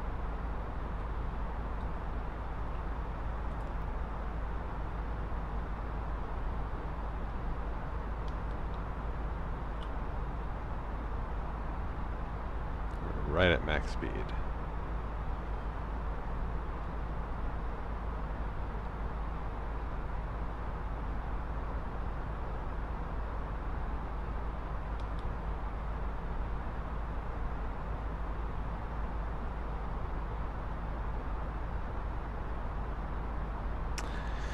Alright, well, we'll go ahead and get our rad navs in. We know we're going to be tracking to the big VOR.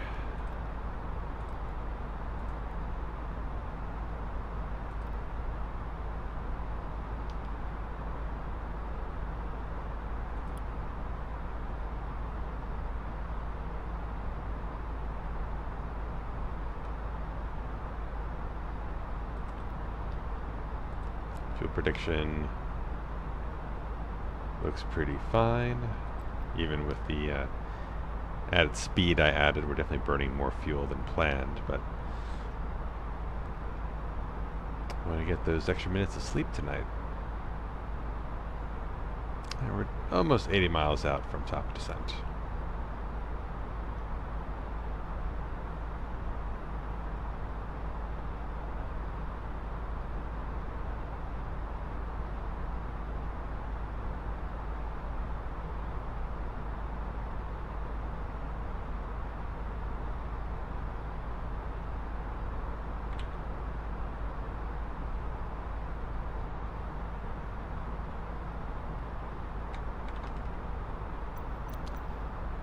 See, curious if there's, if you could use the in-flight weather menu to figure out what the weather is.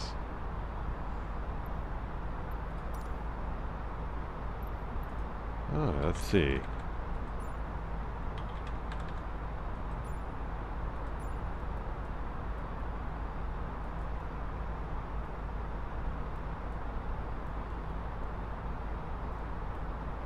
Alright, so I guess we're not close enough.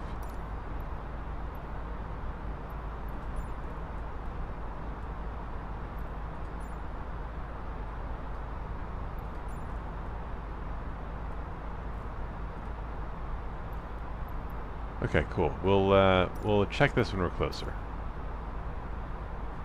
Because the sim has to be using something.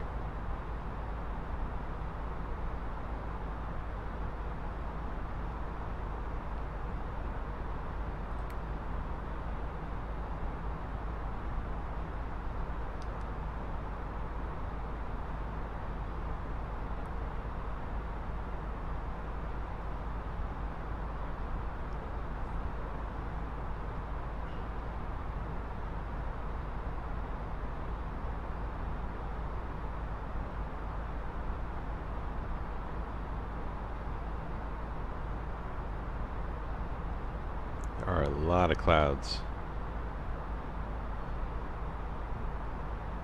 So we might be landing in some weather tonight.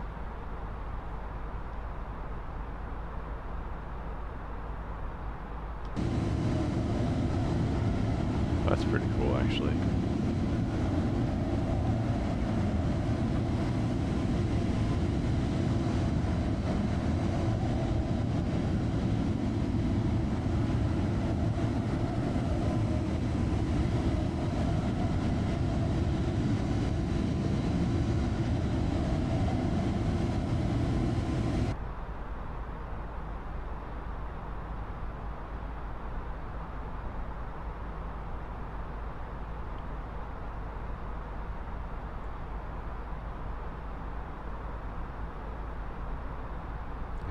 Getting to about 60 miles away from top of descent. With roughly, what, 220 nautical miles to go.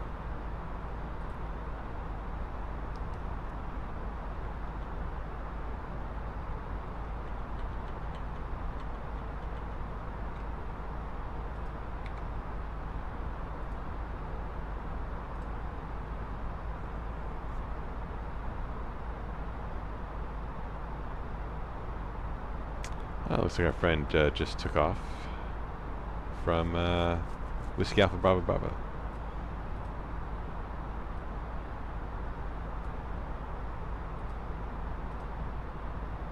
And there's a plane we'll be, looks like we might be crossing paths with. They're flying over BIC, Golf 459 track. Bravo 473, does that overlap with us at all?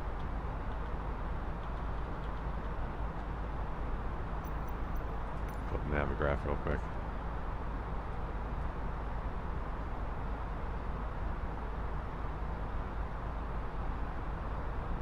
So where are they flying? They're doing Bravo 462. They'll be coming along this from BIC.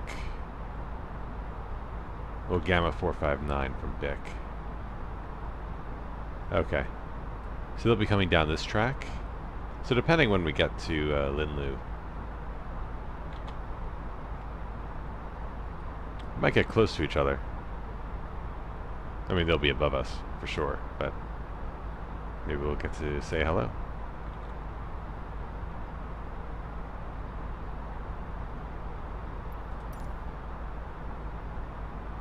I'll just make sure that TCAS is set to all, in case we can get them on the radar.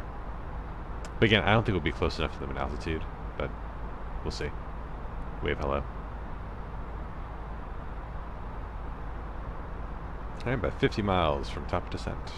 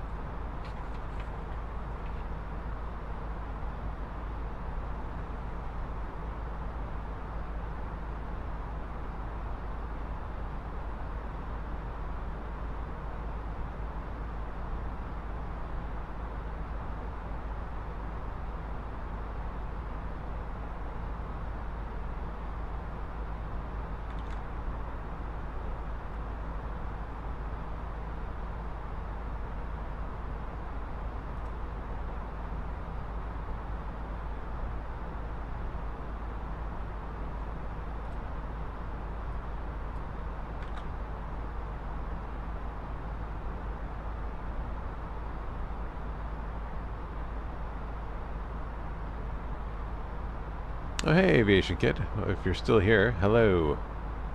Sorry if I missed your message before.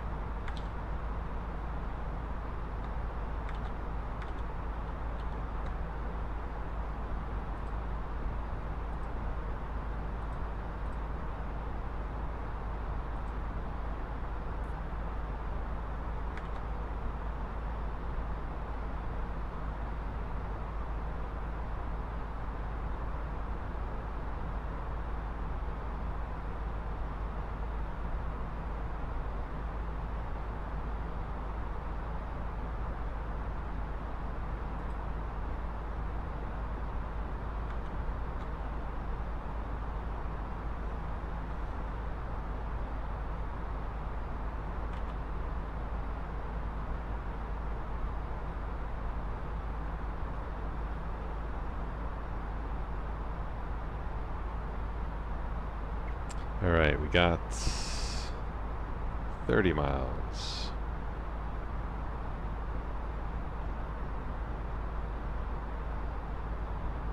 Long late night cruises are killer, man. But by doing a slightly longer flight tonight, we're cutting out a whole leg on the around the world journey, which will be nice. That looks nasty as shit. That looks real nasty.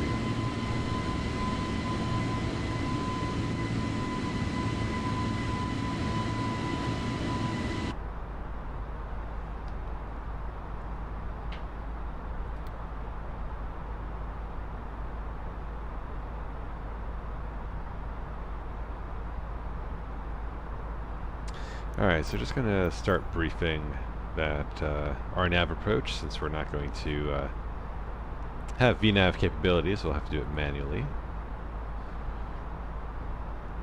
So 3000 at Haiti, 2400 by Bravo Bravo 602, and then 1700 by Bravo Bravo 601, and then a 2.9 degree descent all the way to the runway. So we'll run that track until we feel good about visibility of the PAPI lights, because there are PAPI lights available, and then we'll hand fly it in.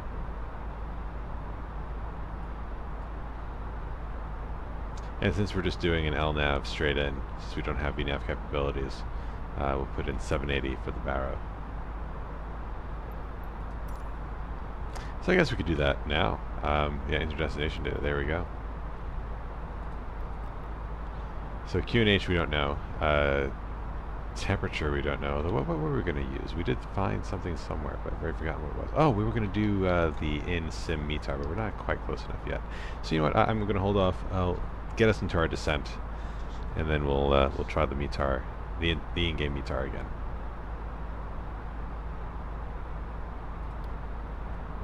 All right, so less than 10 miles. Get our altitude. Oh no, nope. Whoops.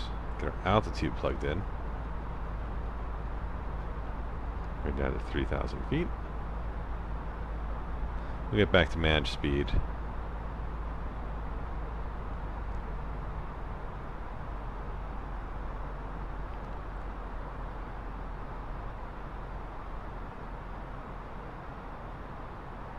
All right, 5 miles to go.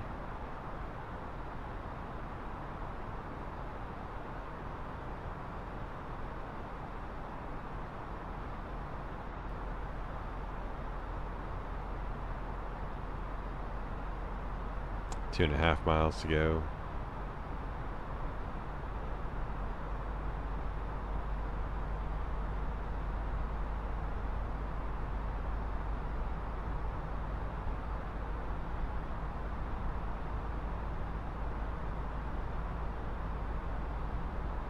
And down we go. Thrust idle, open descent.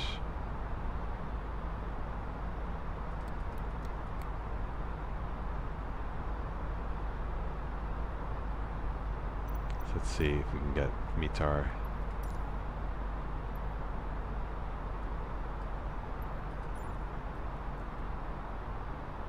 Still not quite close enough.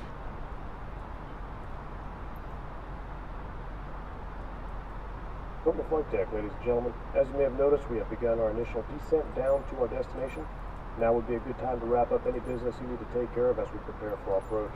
If you are up, once you return to your seat, we ask that you remain seated till the aircraft arrives safely at the gate. Flight attendants, please prepare the cabin for arrival.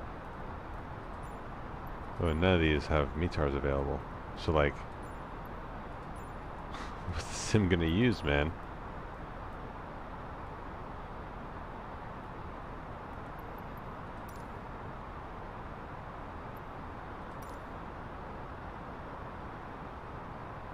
Alright, so since... I mean, we are cleared to below transition, so I'm going to go back to standard QNH. If I do B now, 1006, that's just what it is.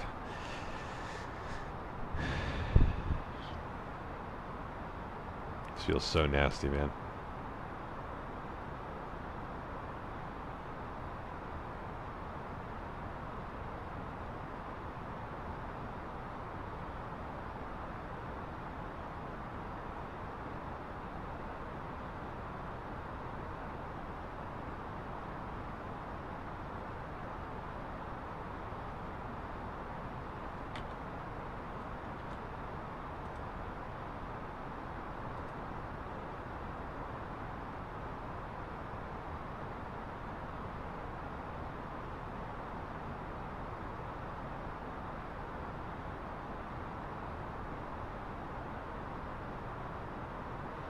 So I'm going to put in this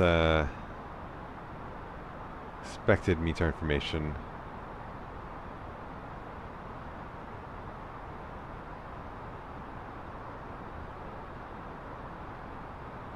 .348 knots from a previous forecast. Who knows if it's right? Temperature.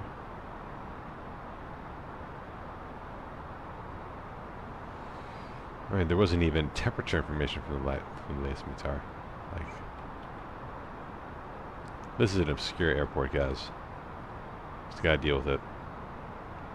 Barrow minimum, so we can put that in, assuming we can actually set our parametric altitude.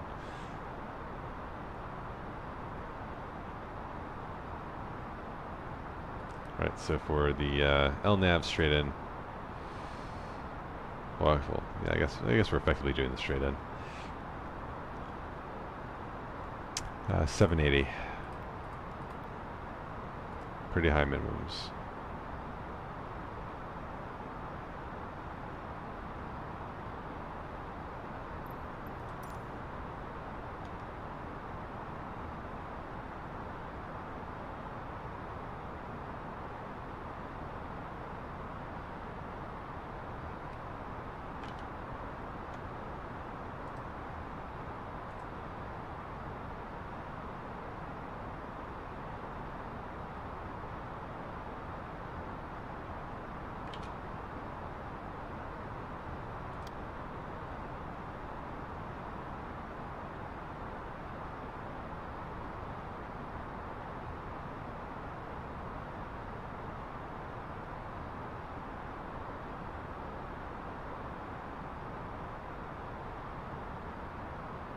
So we are going to pass pretty close to that other aircraft, but they're flying at 36,000 feet, so they'll be well above our heads.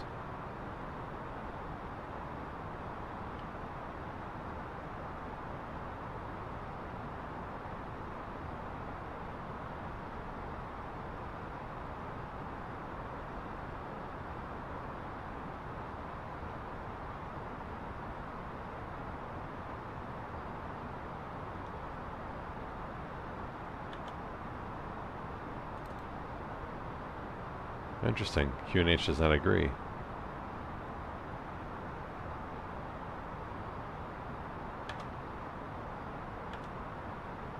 Odd. Okay. I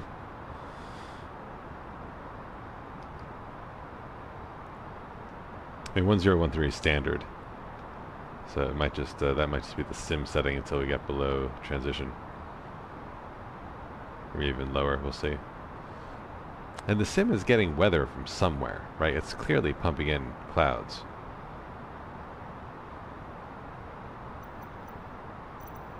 Are we close to WABB yet?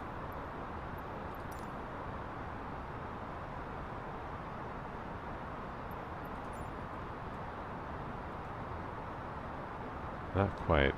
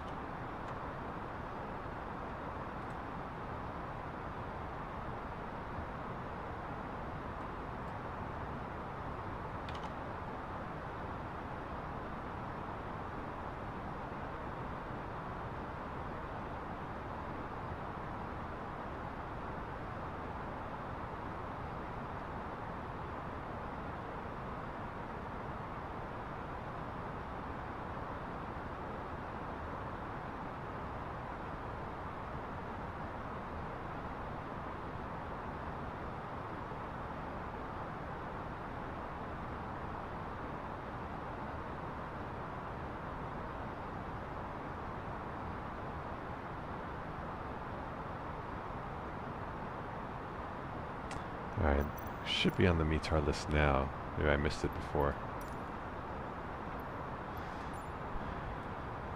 Whiskey Alpha Bravo Bravo. There it is. Not available.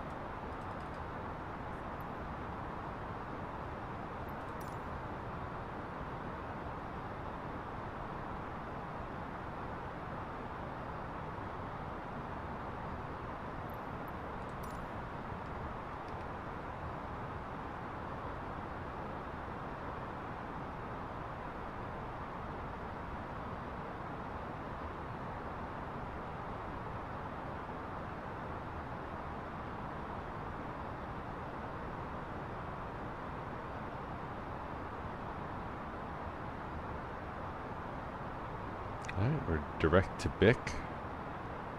We are now flying the Star.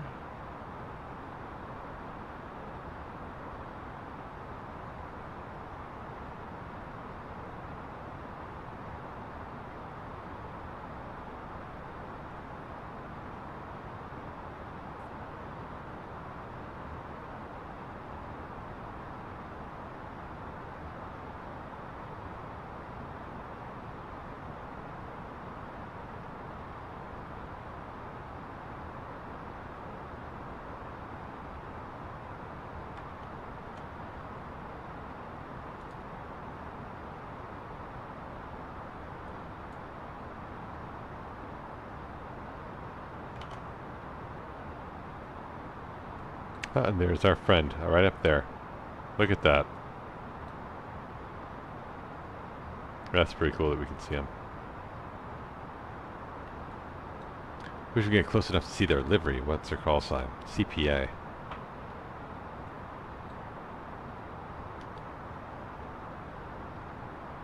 Well, Godspeed, fellow pilot.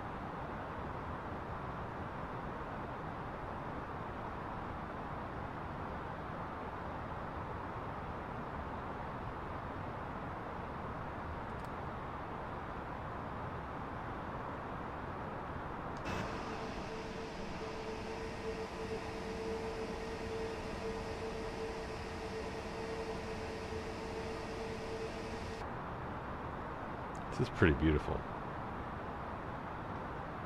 How's the weather? Should we expect icing? Nah. I think we're fine.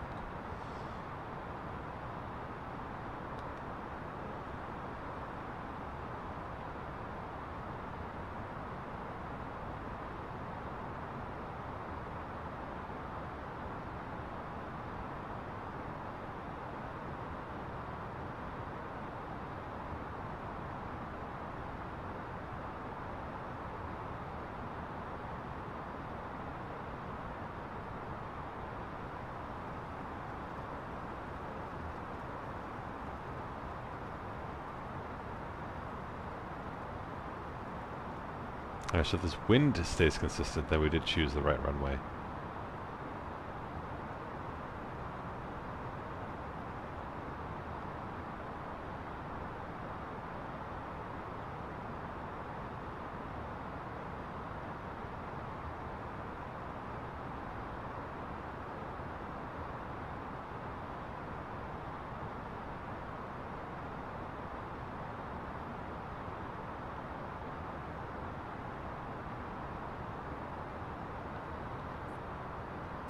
These cloud layers are pretty epic. We're flying into some real soup ahead, looks like.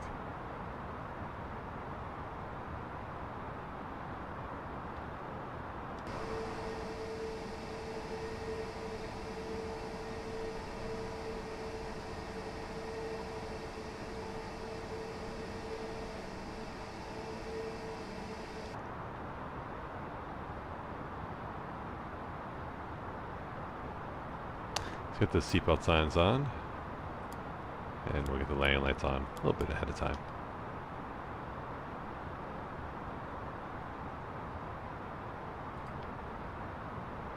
Turn on those constraints, which they appeared right there. Get a flavor for them. They are altitude, but we'll just follow the chart precisely.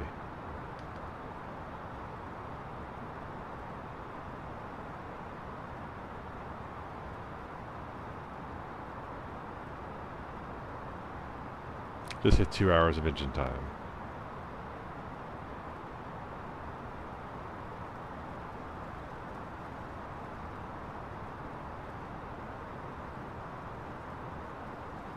Yeah, definitely getting some precipitation on the windows there.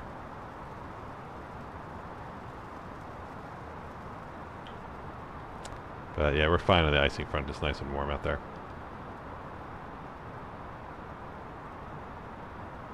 Alright, so we're leveling out so we can decelerate to 250 knots. We didn't discuss configuration. We should do that real quick.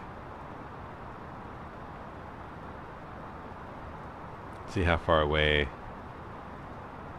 Haiti is 14 miles. So we'll, yeah, let's hit at Jackma. We'll go into approach phase. We'll be in configuration 1 for the turn. We'll be in configuration 2 for final, and then we'll configure the rest from there.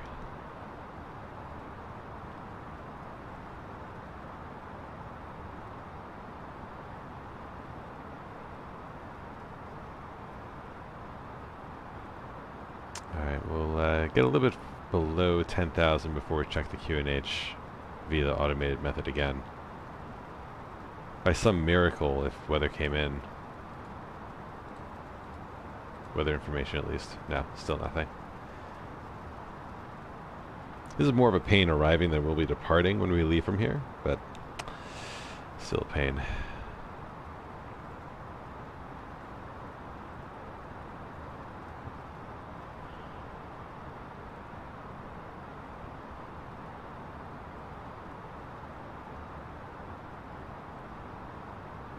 This is a good time for the terrain radar, but that's not functional yet in the mod.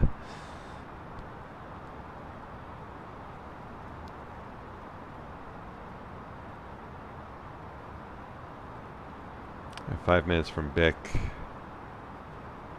So yeah, plenty of time to get down to 3,000. Let's check the QNH again. All right, 1006. We'll check it again at BIC, and if it's still 1006, that's what we'll put in the box.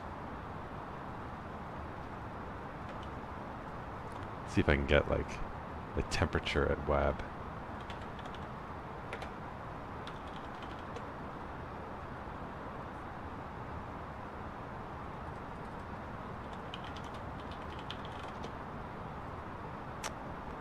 Oh, it is currently 27 degrees in Biak. So we'll use that. Piecing together the story here.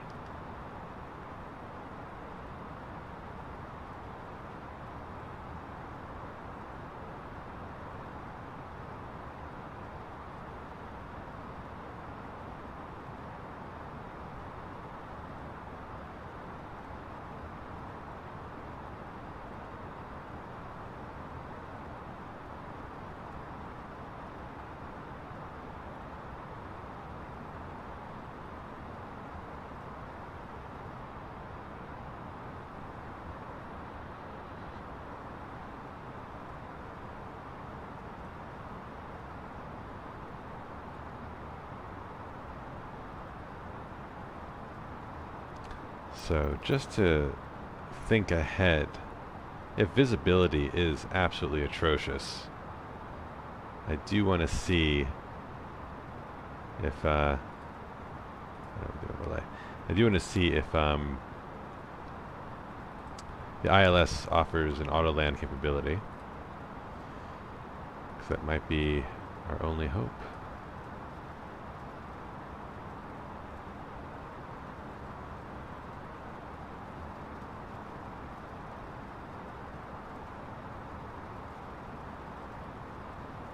I mean, unlikely. I'm not sure if like the sim actually allows you to auto land at all airports. It just assumes it's all just going to be Cat 3, but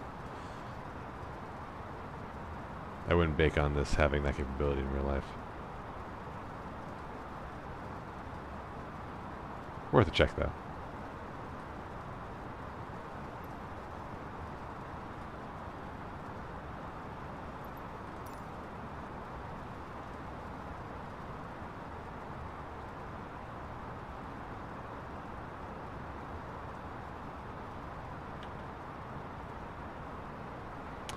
We're still at this QNH. I'll just keep it here until we're overflying the VOR.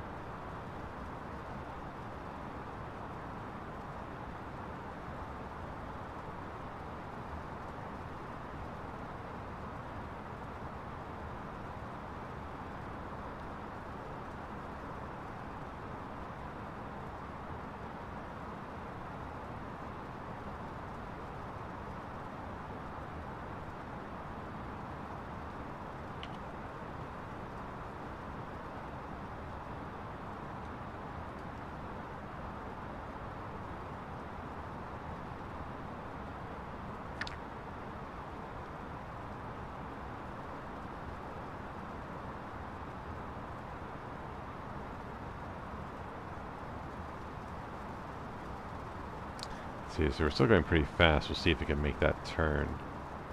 Should be fine. Speed alt star. Alright, that is going to be our QNH.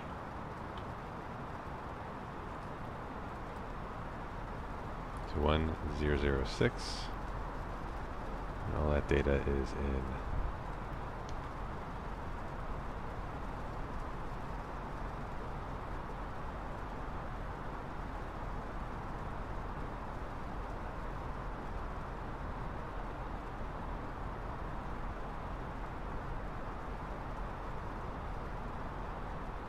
Yeah, I have no idea what the ceilings are. This is going to be nuts.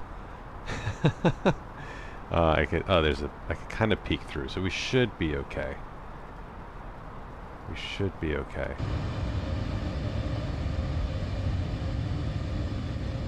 Yep, there's our runway. That's where we're heading.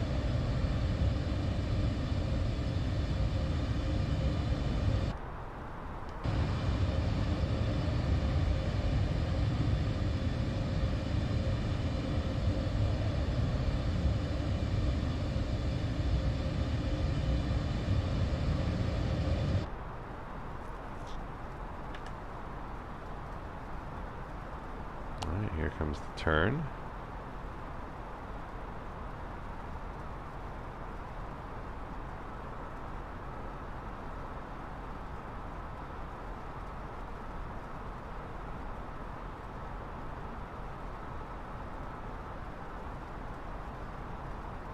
We're now tracking a JACMA, which is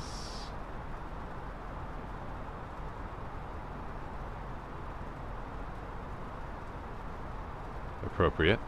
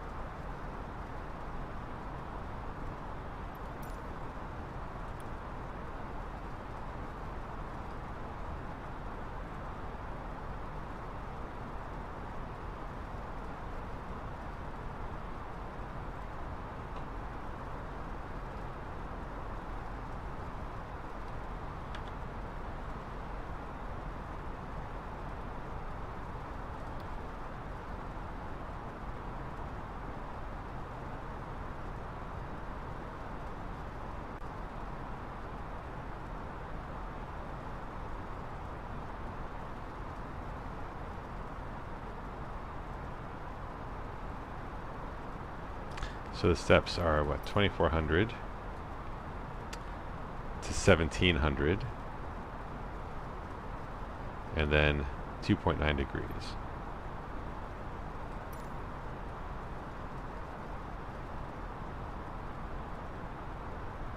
So we'll just get 2400 queued up.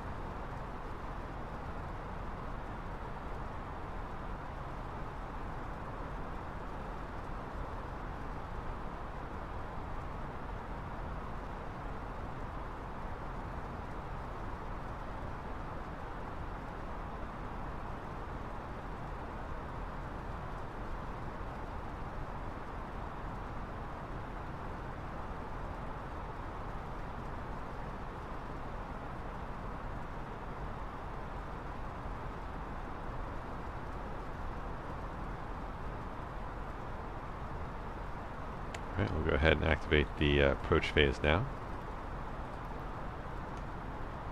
We'll do our approach checklist. Briefing is confirmed, ECAM status is checked, landing distance is confirmed, seatbelts are on, bow ref is set, minimums are set, and engine mode is on normal. Approach checklist is complete. Slowing down to green dot speed.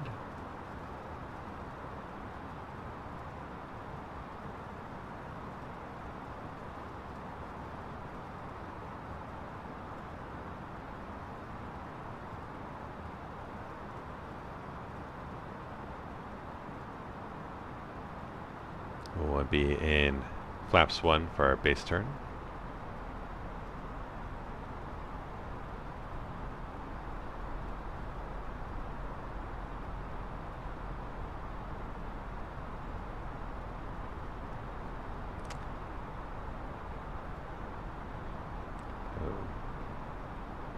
Speed checked flaps 1.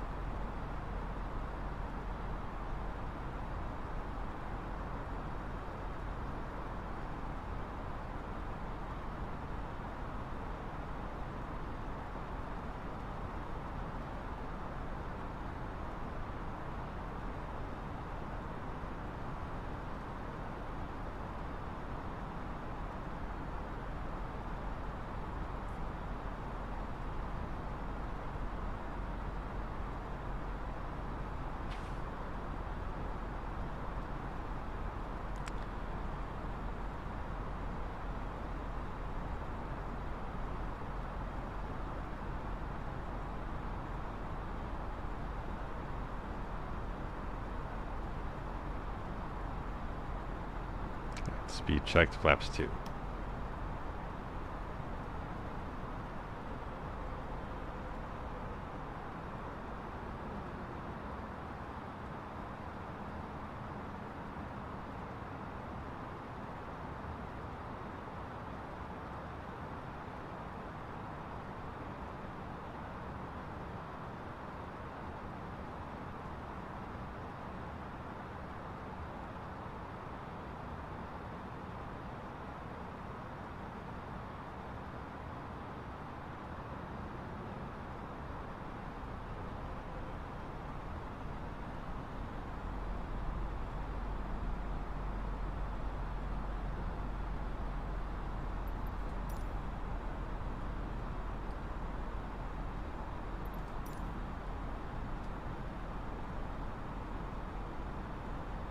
And about to turn to final.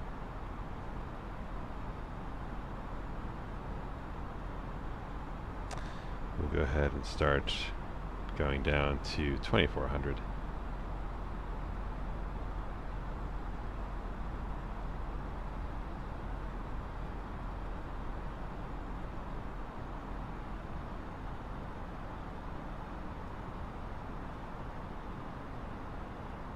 Turn on landing system, although nothing will show up because we're not doing an ILS.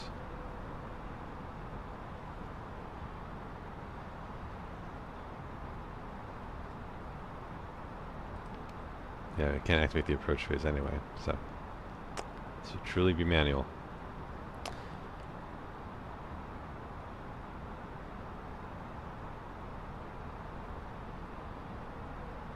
Alt star. 2,500. Radio altimeter is alive. Alt.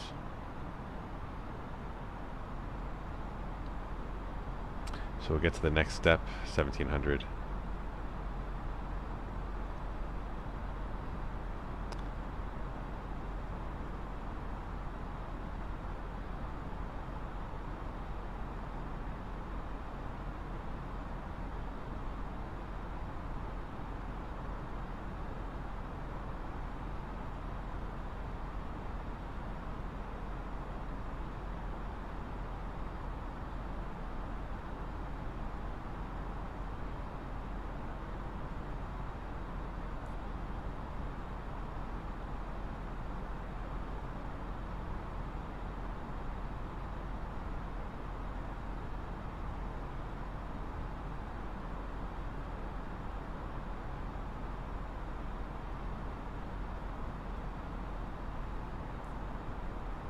Much straight headwind, so this was the right runway choice.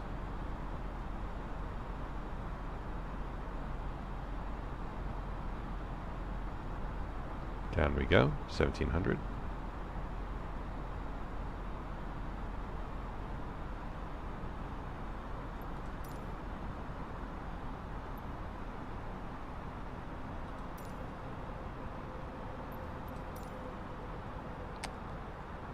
Frans, Kaisiepo, traffic, New Guinea 9084 on 10-mile final for runway 29. Frans, Kaisiepo, traffic.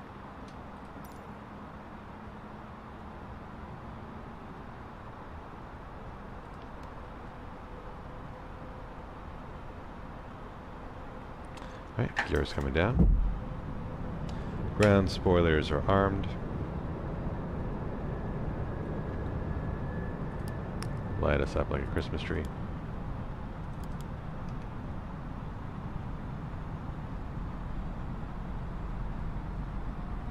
That's going to vertical speed mode when we cross this threshold. Speed check flaps 3. And flaps full. Cabin check. Flight attendants, please prepare for landing.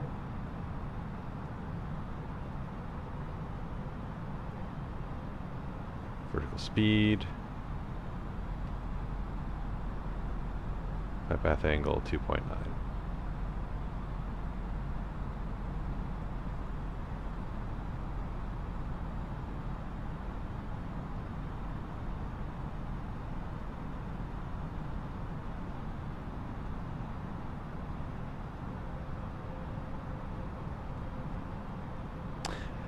Landing checklist. Cabin crews advise auto throttles and speed. Auto brake is set to low. ECAM memo landing no blue. Landing checklist complete. Alright, headwind is turned to a slight crosswind.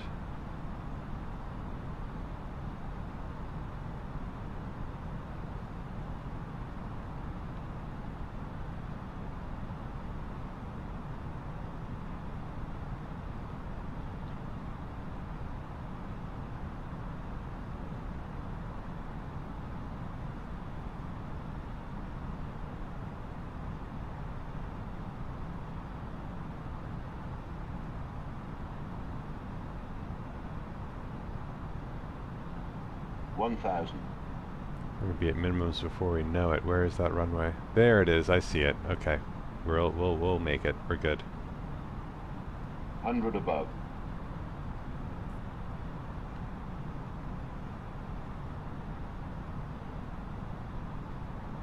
Minimum. Continue.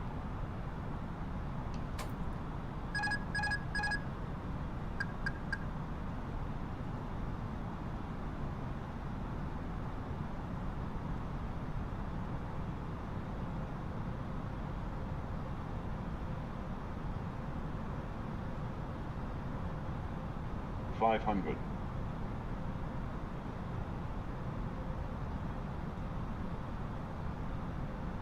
$400. $300.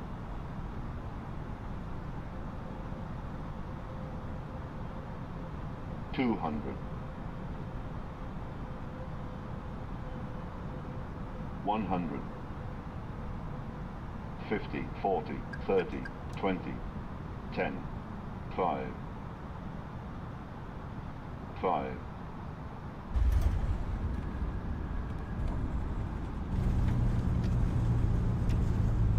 Reverse green, decel.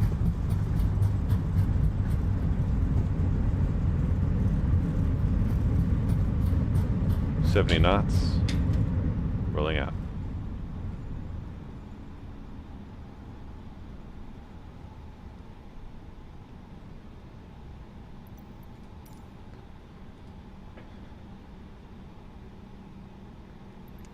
So we'll take the next exit here.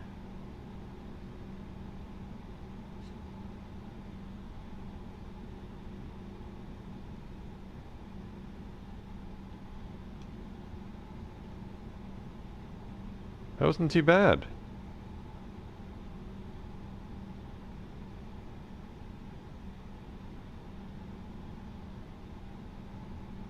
I'm actually pretty happy with that.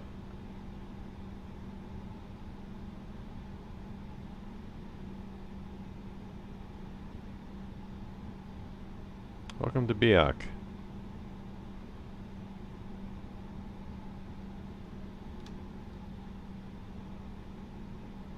Alright.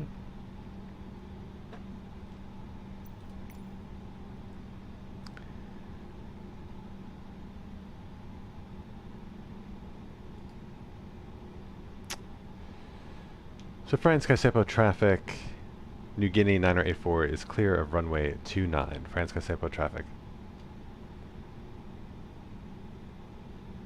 Cool, so this is the right terminal.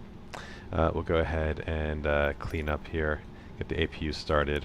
1, 2, 3. Don't have time for a single engine taxi, so that's fine. We'll get these lights off. And we'll clean this up. Get those spoilers disarmed and flaps retracted. Alright, what else we need? Well, after lane checklist, flaps retracted, spoilers disarmed, APUs on, radars off.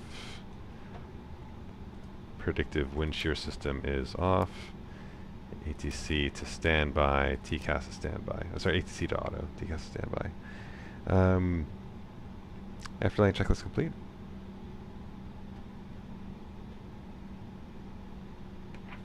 Alright, let's take a look at where to park. We have a ton of options. I don't actually see any ground services. I mean, this looks like a stand over here, so I may as well just try to navigate to that. So we'll do a full tiller deflection.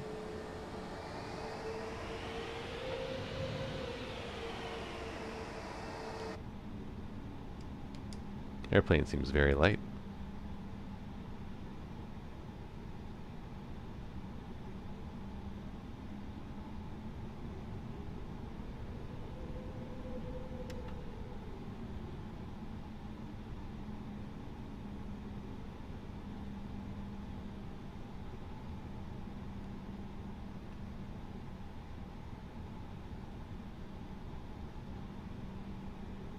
Bit of an early turn.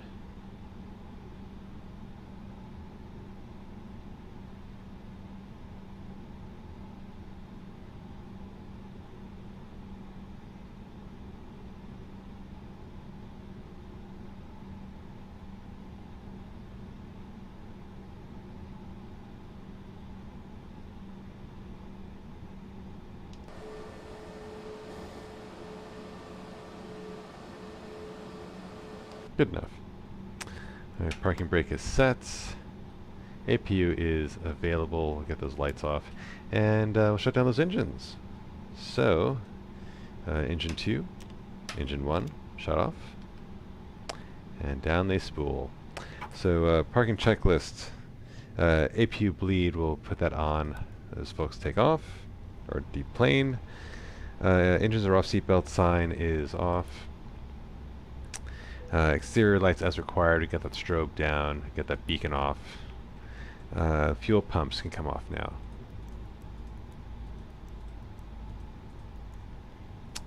And parking brake is on. Parking checklist is complete. So let's just skip ahead. We'll turn this clock off. We had 2 hours and 25 minutes of engine time and flight time. Call it about 2 hours and 5 minutes.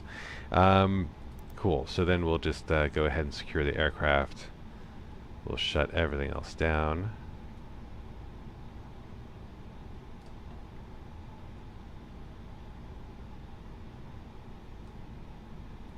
And we don't have external power here. Can we call for external power? Or can we get passengers? Can we get power? Yes, no? No. Okay, never mind. So we'll be on APU power until we shut down. Let's get everything to cold and dark once again. Get these displays down. This is to extend the life of the displays. It's just a courtesy thing. Get the radios off.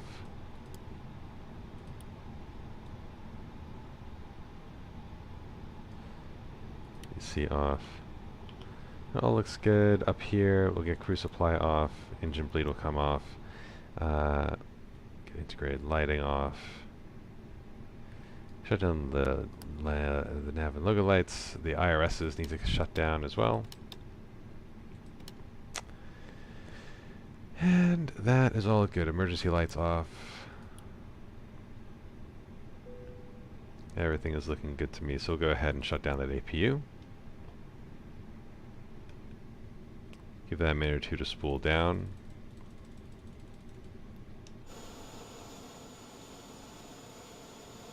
See, it's still venting.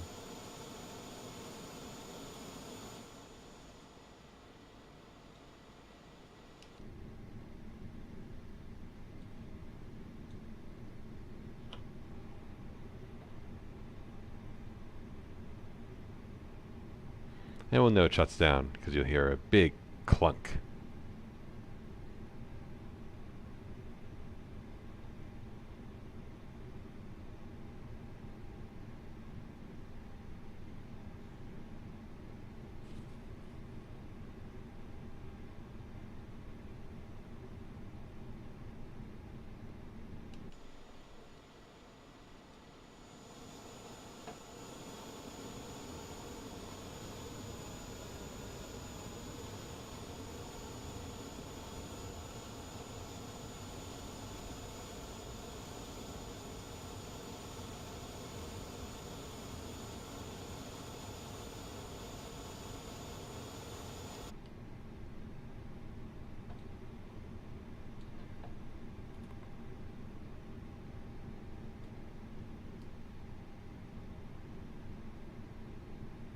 Really takes its sweet time.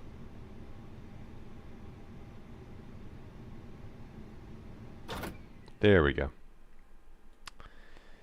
Now there's nothing left to do but shut down the batteries. Battery 2, battery 1. And we are back to cold and dark, and that is another flight in the bag. We made it to our first stop in Indonesia. We make our way back to mainland Asia. Next up on our trip will be we'll be heading to Sam Ratulangi Airport, Whiskey Alpha Mike Mike. Another extended flight, 2 hours and 25 minutes, although that will be the longest flight for the remainder of our around the world journey.